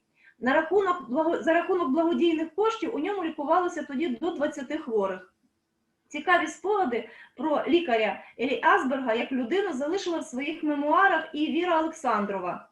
Он очень любил Сергея Константиновича и терзался тем, что, собственно говоря, ничем не может помочь ему. Он уверял Сергея Константиновича, что у него самого болит живот и делаются спазмы, чтобы объяснить выражение грусти и тревоги, появившиеся на его лице при осмотре больного своей собственной болезнью, а не безнадежным положением пацієнта. На жаль, листування лікаря з Лесею Українкою, очевидно, вже втрачено. Збереглося також небагато, всього 2 листи Лесі Українки до самої Віри Олександрової, доньки історика і письменника Данила Мордовцева.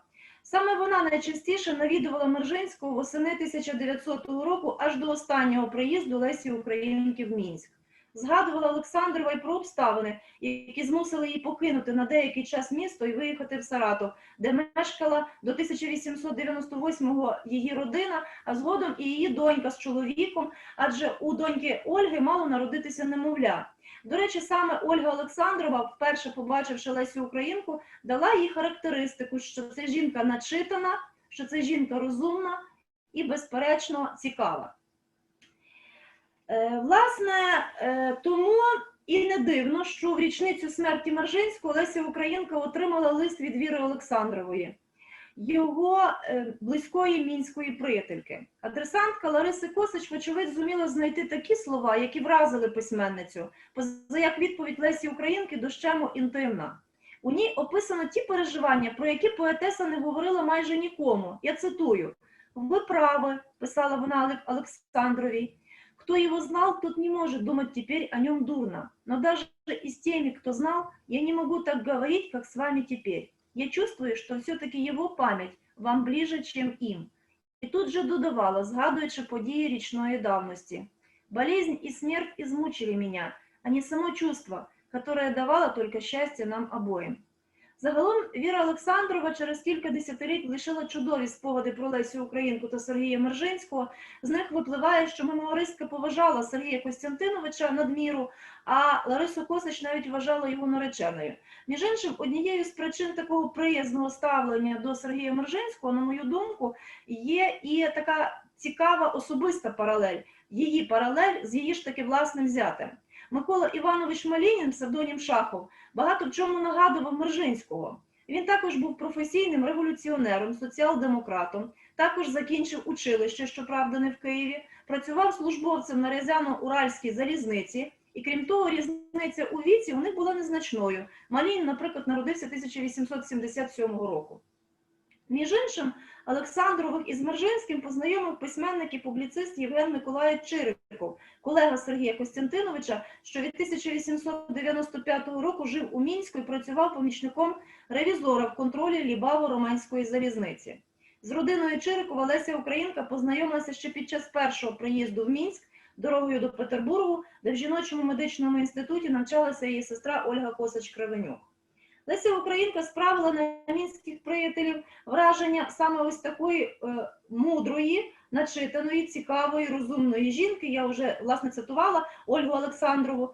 І тому очікувано, що Чириков дав гості рекомендаційного листа до редакції часопису «Жизнь», з яким тоді тісно співпрацював. А ще було запропоновано поетесі наступного разу зупинитися уже не в готелі, коли буде повертатися додому у Київ, а саме якраз у родині Чирикових, що врешті вона й зробила. У єдиному збереженому листі до Чирикова від 30 березня 12 квітня Лариса Косач 1901 року Лариса Косач вітає всю родину з Великоднем. Всю родину, я наголошую, адже вона всіх чудово знала. І Валентину Георгіївну, дружину Євгена Миколайовича, і дітей, зокрема й найстаршу, особливо новелу, яку її називали «Нолічко», яку називає у листі будущим собратам. Дівчинці на той час, до речі, було всього 6 років.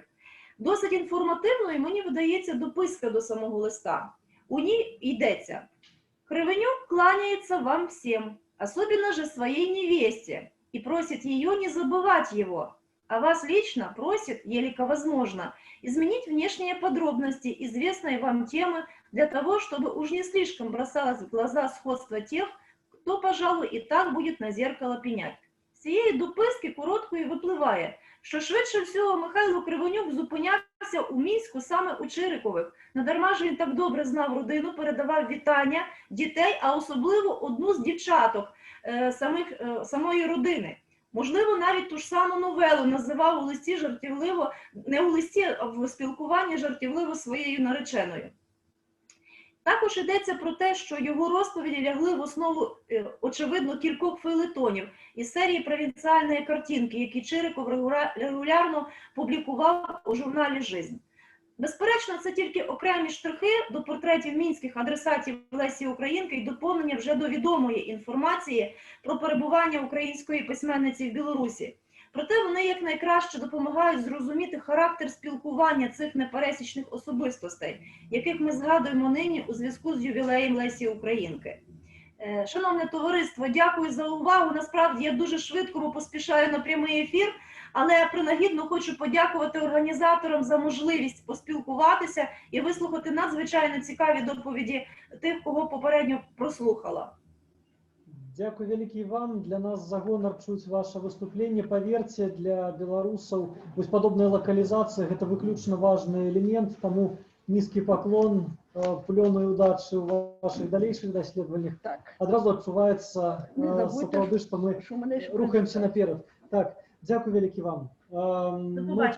Рухаемся далей. Яшчэ у нас есть один доклад спочатку, і ми потім прийдемо до культурної частки, вельми приємно. Ну, глядите. Так, обов'язково.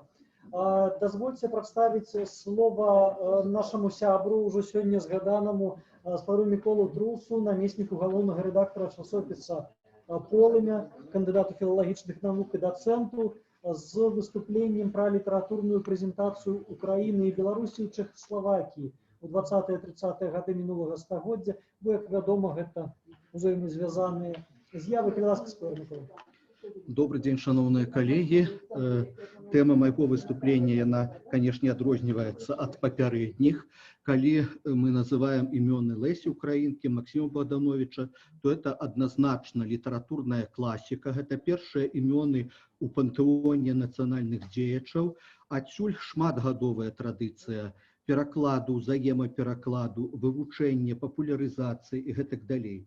Вось у дачыненні да маёй тэмы, то якраз тут я не першы раз пачуваю сябе заложнікам рэпрэзентатыўнасці, бо трэба тлумачыць, што гэта за людзі, пра якія ідзе гаворка. Ну, чаму так атрымалася? Зразумела, што традыцыйна 20-30-е гады украінцы і беларусы ў Чэхаславакіі ўспрымаліся як эмігранты, а таму тэма табуіраваная, закрытая, потым па інерцыі непажаданая і гэтак далей. Хаця гэты перыяд для нацыянальнага жыцця і украінскага, і беларускага, ён вельмі адметны. Вось у шэрагу гістарычных эксперыментаў 20-го стагоддзя вось гэты перыяд і гэты эксперымент можна назваць самым гуманным.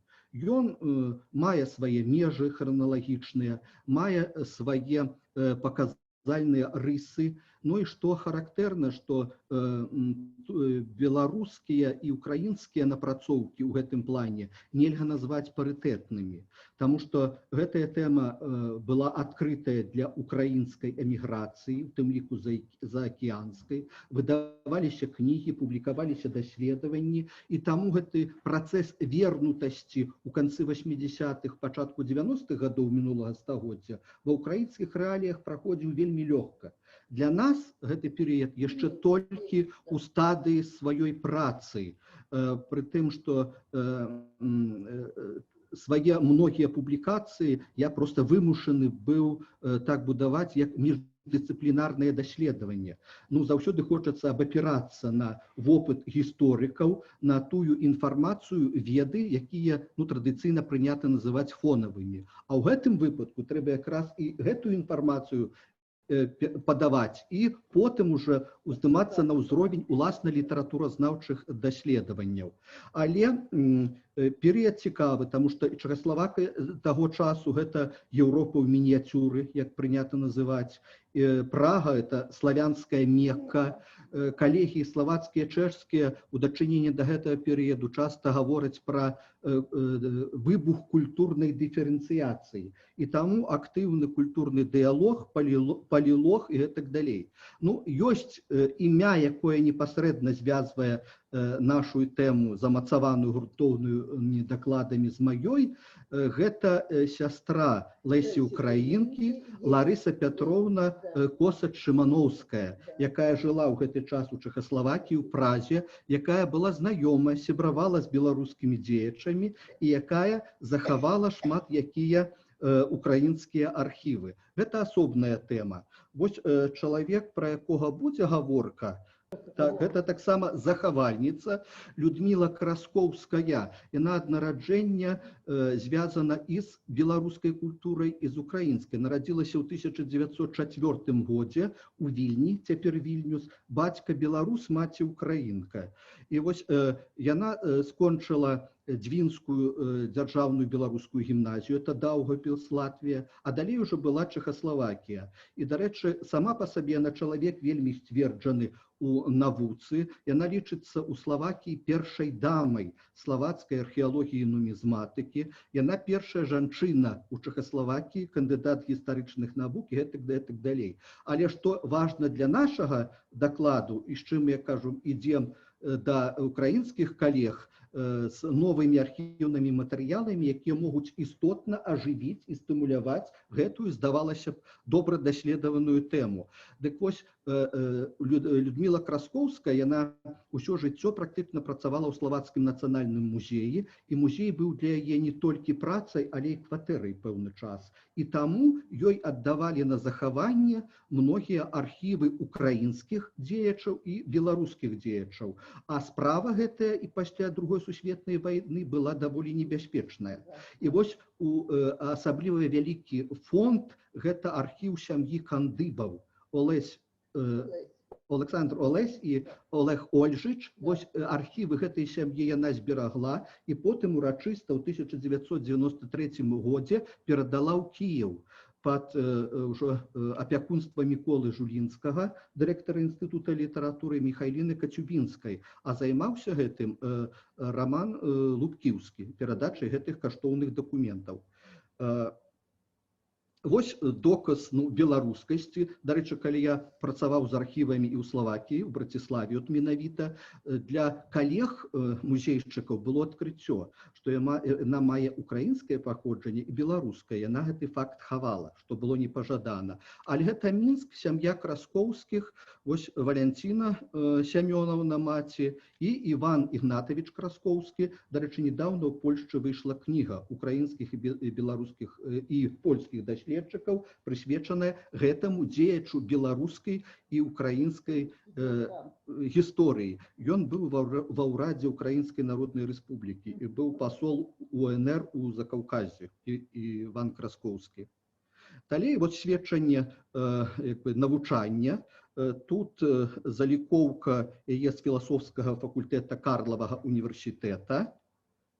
Далей яе залікоўка, ну, у цяперашнім разуменні Украінскага вольнага універсітэта 1924 год. Это документы Словацкага нацыянальнага музея, не апублікаваныя. Я меў да іх доступ 15 гадоў таму, і гэтыя фонды не былі апрацаваныя. Яны вымераліся так, скрынямі. 22 скрыні, якія маюць дачыненне да гісторыі і Беларусі, і Украіны таксама.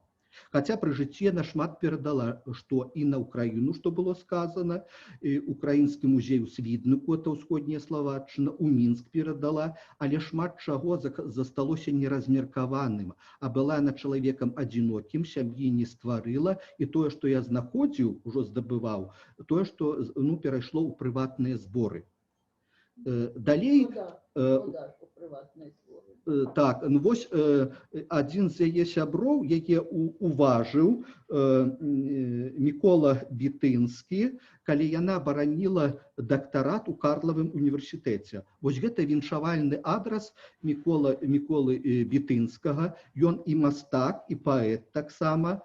І гэта з такіх каштоўных экспанатаў, дзе ён якраз і як мастак прадстаўлены, а наступная старонка і як паэт. Гэта верш, праўда, падпісаны тут псеўданімам Микола Оверкович, Прага, 1930 год. А, дарэчы, Бітынскі, ён аўтар экскізаў надмагільных помнікаў беларускім дзеячам на альшанскіх могілках у Празе. Ён быў аўтарам эскізаў знакаў адрознення беларускіх студэнцкіх арганізацый у Чэхаславакіі. Так што повязі і тут моцныя. Вось гэтая віньетка беларускія студэнты ў Чэхаславакіі 21-29 гады.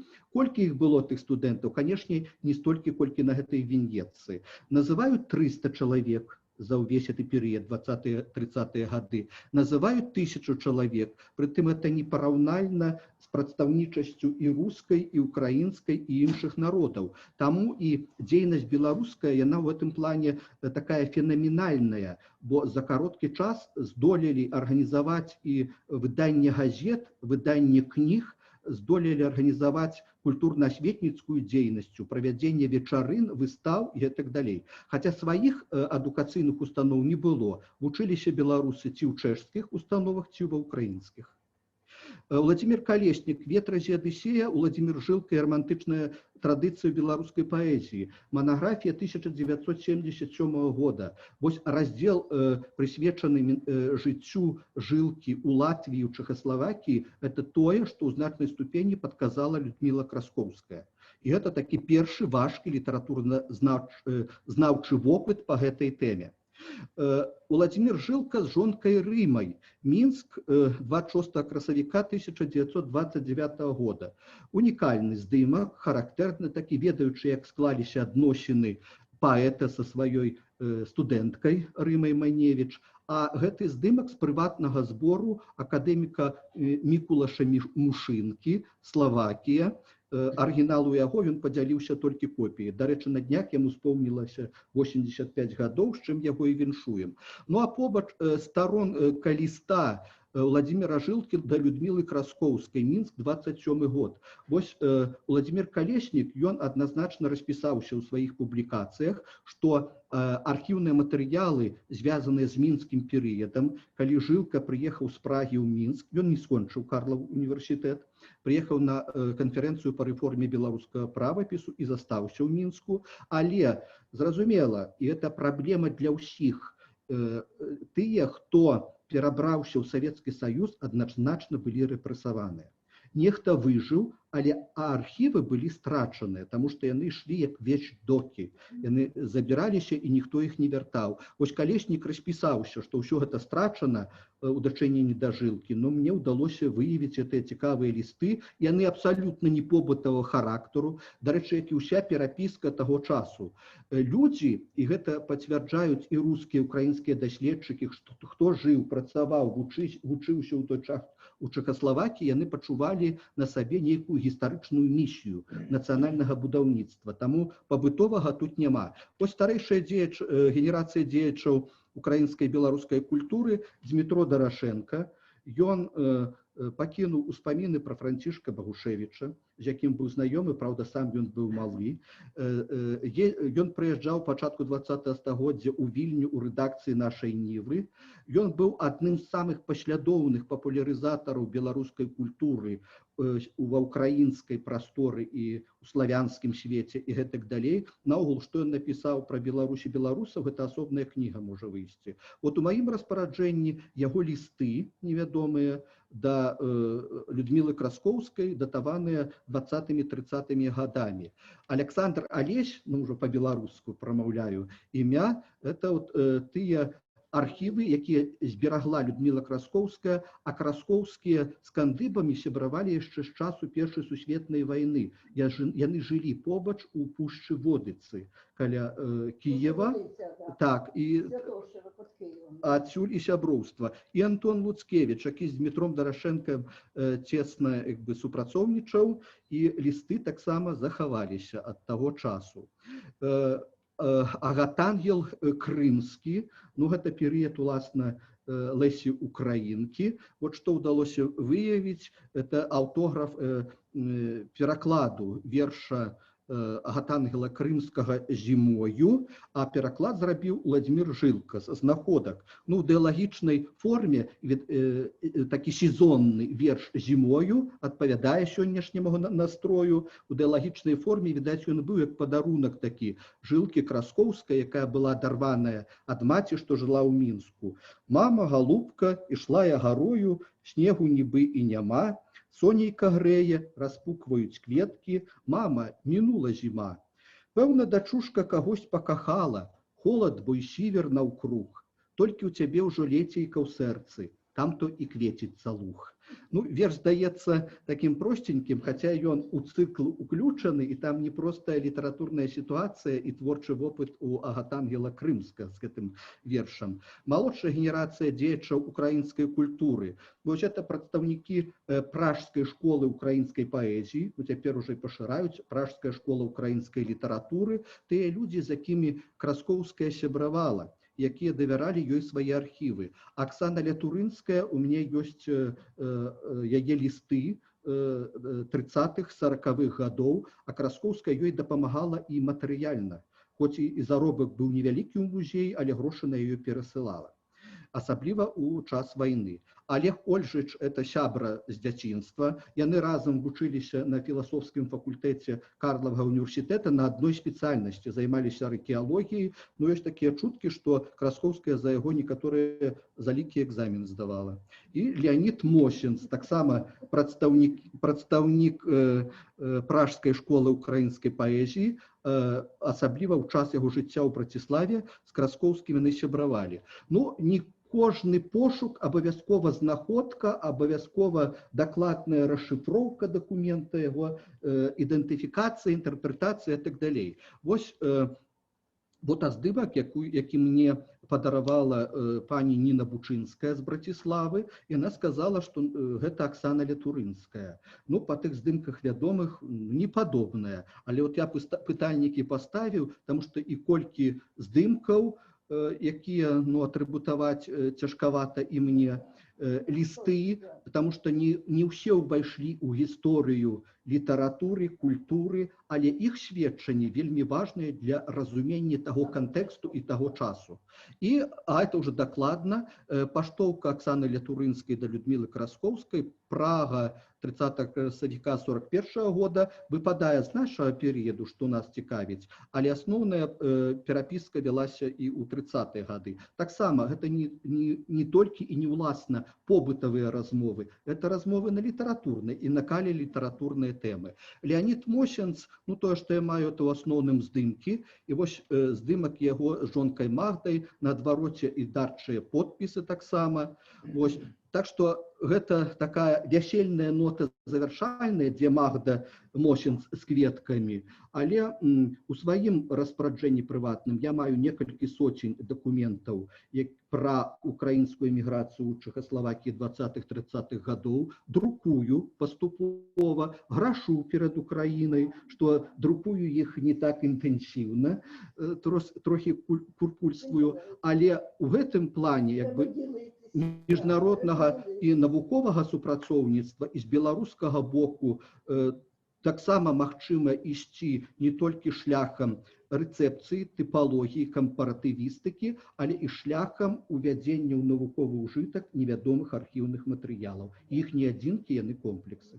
Абсолютно. Дякую вялікі за ваше Дякую вам. выступленне. Сапраўды, дзякуючы публікацыям шановнага Міколы Труса, апошнім часам з'явілася многа раней невядомых крыніц. На яго публікацыях з'яўляюцца новыя, і гэта пастаянна апошнія гады адбываецца. Можна па многіх прыкладах это праводзіць. Якраз супольная гісторыя мінуўшчыны беларускіх культурных дзеячаў, шырэй, чым толькі літаратараў у Чэхаславакіі міжваеннага перыяду. Гэта адзін з вельмі яркіх такіх момантаў у нашай супольнай гісторыі, который якраз праз ваши доследы вельмі ярка па-новаму заіграў. Дзякую вялікі. Ці ёсць, можа быць, пытанні кароткія адразу да спадарніка? Калі ласка, Галина Філівна. Чи є що-небудь з нагоди 150-річчя Лесі Українки? Може, якийсь збірник ювілейний видано в Україні, чи що? Чи є що? У сенсі, у нас у фонді? Да, у вас в фонді. В Україні в цілому. Я до колег українських, до вас їх немає, я потім до вас. Ого! Я думаю, что коллеги украинские найперш, может быть, с подра Сильвера хотелось бы запытаться, вы найлепшим, хто можете про это? Ну, ви знаєте, на превеликий жаль, я зараз не можу вам надати точну інформацію, оскільки наша бібліотека перебуває на карантині, і ті всі нові надходження, за якими ми відстежуємо, на жаль, такої можливості немає. Єдине, що тільки можу сказати, що ви питаєте, чи вийшов якийсь спеціальний збірник, поки що мені невідомо. Не знаю, щоб вийшов такий спеціальний збірник до ювілею Лесі Українки. Єдине, що на сьогоднішній день зроблено, це видання творів Лесі Українки в 14 томах. І сьогодні о 18:00 буде презентація цього видання в Українському домі. Друге видання, яке підготувала бібліотека Лесі Українки, дитяча бібліотека, вона підготувала такий своєрідний бібліографічний показчик, який пов'язаний саме із профілем дитячої літератури. Ну і ми працюємо зараз, на жаль, до ювілею ми не встигаємо через ті обставини, які склалися із ковідом. Ми думали підготувати перший том з нашого проекту, але він появиться десь в електронному варіанті поки що, в кінці року, і буде представлений на сайті нашої бібліотеки. Бо судячи із вчорашньої виставки у музеї книги і друкарства, я зрозумів, що ми ще не всі видання, повторюю, особливо 20-30-х років, виявили, яких немає, на жаль, у фондах нашої бібліотеки. Тому доведеться працювати ще з фондами книжкової палати і так далі. Ще одне питання. Дякую велике за отказ. Я тільки одно слово додам, що у нас вот зараз якраз так само у бібліотеці відбудеться презентаційна одна акція з музеєм книги і друкарства. Ми давно так само знайомі і подобною працею займаємося. Акурат цяпер будзе зладжаная выстава апошніх публікацый, прысвечаных Лесі Українцы з тых, што ёсць у наших фондах. І сапраўды, вось як ужо Ольга Владимировна казала на прывітальным слове, ёсць некалькі новых публікацый. Ну, наприклад, видання творів Лесі Українки шрифтом Брайля. Тобто, правда, це не в Україні, по-моєму, видадено на Заході. Так.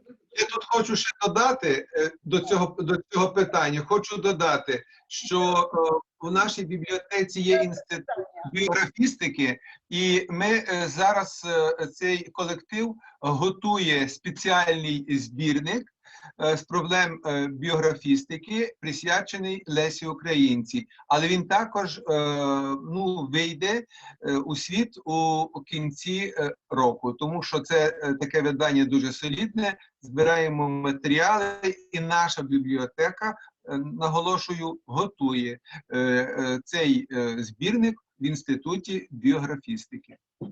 У мене дуже потрібні вокальні твори на слова Лесі Українки, Штогаренко і хорові твори теж на слова Лесі Українки. Якщо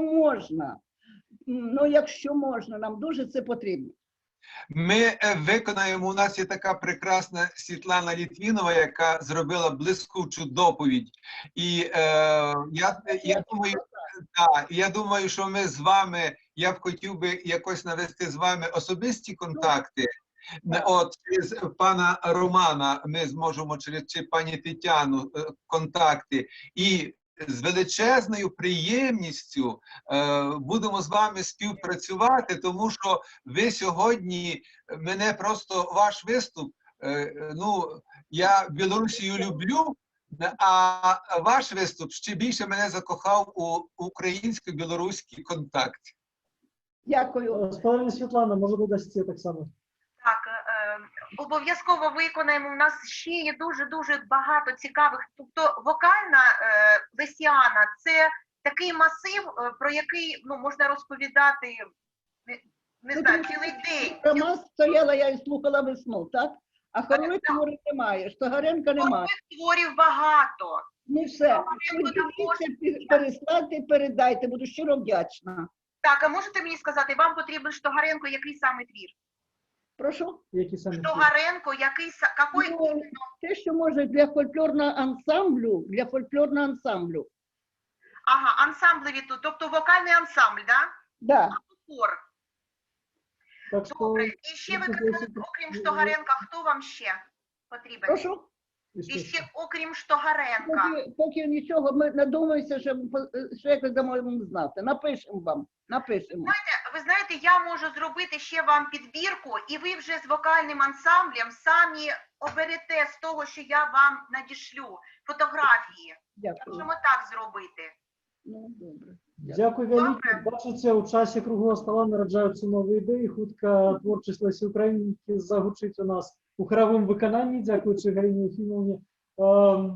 Так, ми ще не подивилися. Так, Галина Єфімовна ще хотіла б нам показати одну цікаву вельми з'яву. Коли можна, колеги, запустити цю презентацію. Ми саме цікаве наконець покидаємо. Дуже швидко. Це до 130-річчя Лесі Українки наші українці проводять вечір в Домі будинку дружби. Теж наш колектив співає, там, як ви бачите, ззаді портрет Лесі Українки, але тема була така: я буду вічно жити. Це готуємося до відкритого уроку. До речі, ото стоїть в вишитій сорочці радником посольства наша Ганна Петрівна, керівниця українською, яка курсами займалася української мови. Це відкриття у 206 році, відкриття меморіальної доски на вулиці імені Куйбишева, 10, яке завтра підемо жити туди квіти. Це наша молодь біля виставки, слухачі курсу біля виставки посвяченої Лесі Українці. До речі, ця, що стоїть оце з правої сторони, закінчила Львівський університет в прошлому році по нашій квоті. А це наші слухачі, там були різного ж віку люди, читають тут, сценічний творик з драми Лесі Українки «Лісова пісня». Це після закінчення вже нашого року, там всі і дорослі, і молодь з нами. Ми шляхами Лесі Українки в Марині Горка, в цій гімназії, де продовжуються ці вечори до сьогоднішнього часу. А це в мене в гімназії номер 16, як ми називаємо, на вулиці Лесі Українці. Спасибі. Дякую, Галина Єфімовна, вам велике за вашу працю. Вот самый лепший Це- приклад, як громадська Да. організація може робити великий внесок у заховання ідентичності. Якраз про це Галина Єфімовна казала, не просто популяризацію певної книги чи певного автора, а заховання ідентичності, культурної, національної, духовної ідентичності На українців то ми і у Білорусі. українці, щоб берегли свою культуру, свою мову, свою літературу, свою музику. Ми поважаємо і білоруську культуру і живемо, це нас друга батьківщина, а на це наше українське. Так есть, коллеги. Мы б хотели уже подвести до подсумования. У меня питание. Коли ласка. К Галине Ефимовне. По культурных мероприятиям. Завтра дошку открывают на Куйбышева 10. Не открывают. Не открывают, а Да, в свет 12:30, в 12:30. Запрошуємо всіх, кого можете, приходьте, рада будемо бачити. Судовно, дякую. Колеги, запрошую до, быть може, спочатку вот до аудиторії, після до організаторів. Коли є що сказати в плані підсумування, панове бачення, може бути проблеми, може бути, наоборот, урочисте і приємні слова. Будемо вельми вдячні. Якщо дозволите, Так. Дорогі білоруси, дорогі сябри, я скажу вам, що я давно вже не відчував такого свята науки, яке сьогодні було організовано вами. Я хочу сказати вам, що ви вразили мене як модератор своєю обізнаністю, своєю тактовністю, своїм умінням вести саме отакі заходи. І ви знаєте, коли я сьогодні слухав доповіді, вони такі були різноаспектні, різножанрові, цікаві, глибокі. І от я подумав, що такі зустрічі у такі складні часи – це є найкраща вакцина проти ковіду, яка буде нам допомагати вистояти, дружити.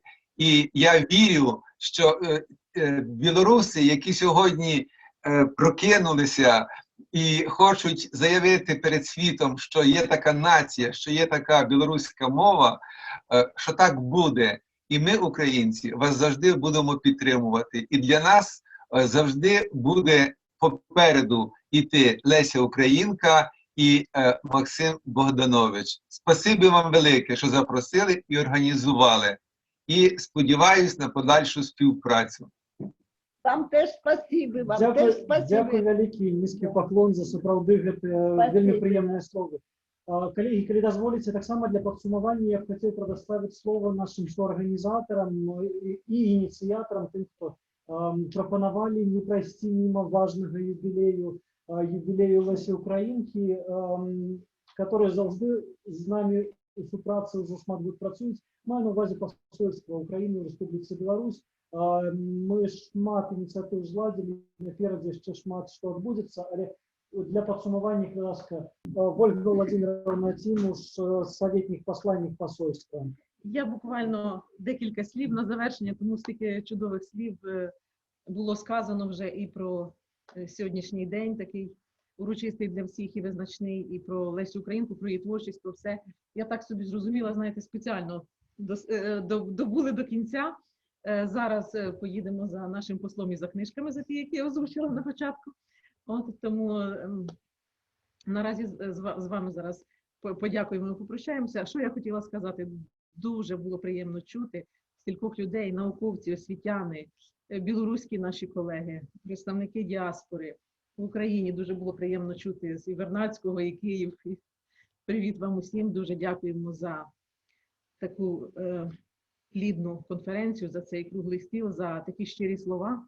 Я так зрозуміла з кожного виступу, що з такої величі, з такої планети, з такої постаті, з такого космосу, як є Леся Українка, кожен з вас собі взяв щось в своє серце, і кожен з вас, у кожного вас своя Леся Українка. В когось в поезії, в когось в музиці, в когось в її творчості, в когось в її моральних якостях високих, в когось в людських якостях. І кожен несе в серці цю Лесю свою. Дай Боже, щоб ця зірочка ніколи не погасла. Ми ще будемо зустрічатися, я так думаю, багато-багато разів. І не тільки з приводу Лесі Українки, а взагалі в цій бібліотеці, тому, як то кажуть, храм освіти, храм науки. Тому щире вам подякую. От, і з вашого дозволу поїдемо за книжками і за постом нашим. Далі будуть заходи продовжуватися, і далі тут в бібліотеці ще один надзвичайно важливий захід. Посольство обов'язково буде. Дякую. Дякую вам вялікі за гэтую супрацу і ў межах арганізацыі пасяджэння круглага стола і па іншых ініцыятывах. Наперадзе сапраўды цудоўнае мерапрыемства зусім хутка адбудзецца ў нашых сценах. Выстава, прысвечаная юбілею Лесі Українки. І я щиро всіх запрошую о 16 годині. Ми тут ще протягнемо свою працю. Для підсумування, коли дозволите, вже наприкінці, я б хотів представити слово своїй колезі Тетяні Лаврик, яка зробила гэтую сустрэчу магчымая, з многімі тут присутнімі контактувала асабіста, запрашала, включилася ў працу па поўнай, кажуць, на ёй ляжаў груз адказнасці за проведение этой акции, Татьяна. Добрый день еще раз. Я хотела сказать великий дякую всем, кто пришел на это мерапрыемство, асабліва наших коллег, якія сегодня присутнічаюць. Асабліва хотела по тебе передать дякую великий Галине Ефимовне Калюжной. Потому что калі б не яе падтрымка, я адчула, что все ж таки круглый стол будзе, мы збярэм даследчыкаў і беларусаў збярэм. Ну, а з украінцамі, конечно, тут цяжкасці не скажу, что было, але я адчула, что яны так зацікаўлены асобай сваёй пісьменніцы Лесі Українкі, якая мае такое ж важное значение для украінцаў, як для беларусаў Колас, Купала, Богданович, як у гэтым годзе стаў Владимир Караткевич, мы так актыўна адзначалі 90-годдзе. Вось, таму я хотела перадаць, ну, я ведаю, што ў запісу яны ўсё гэта пачуюць, хотела перадаць вялікі дзякуй тым арганізатарам, якія сёння не выступілі, але ўсё ж такі аб'ядналі даследчыкаў.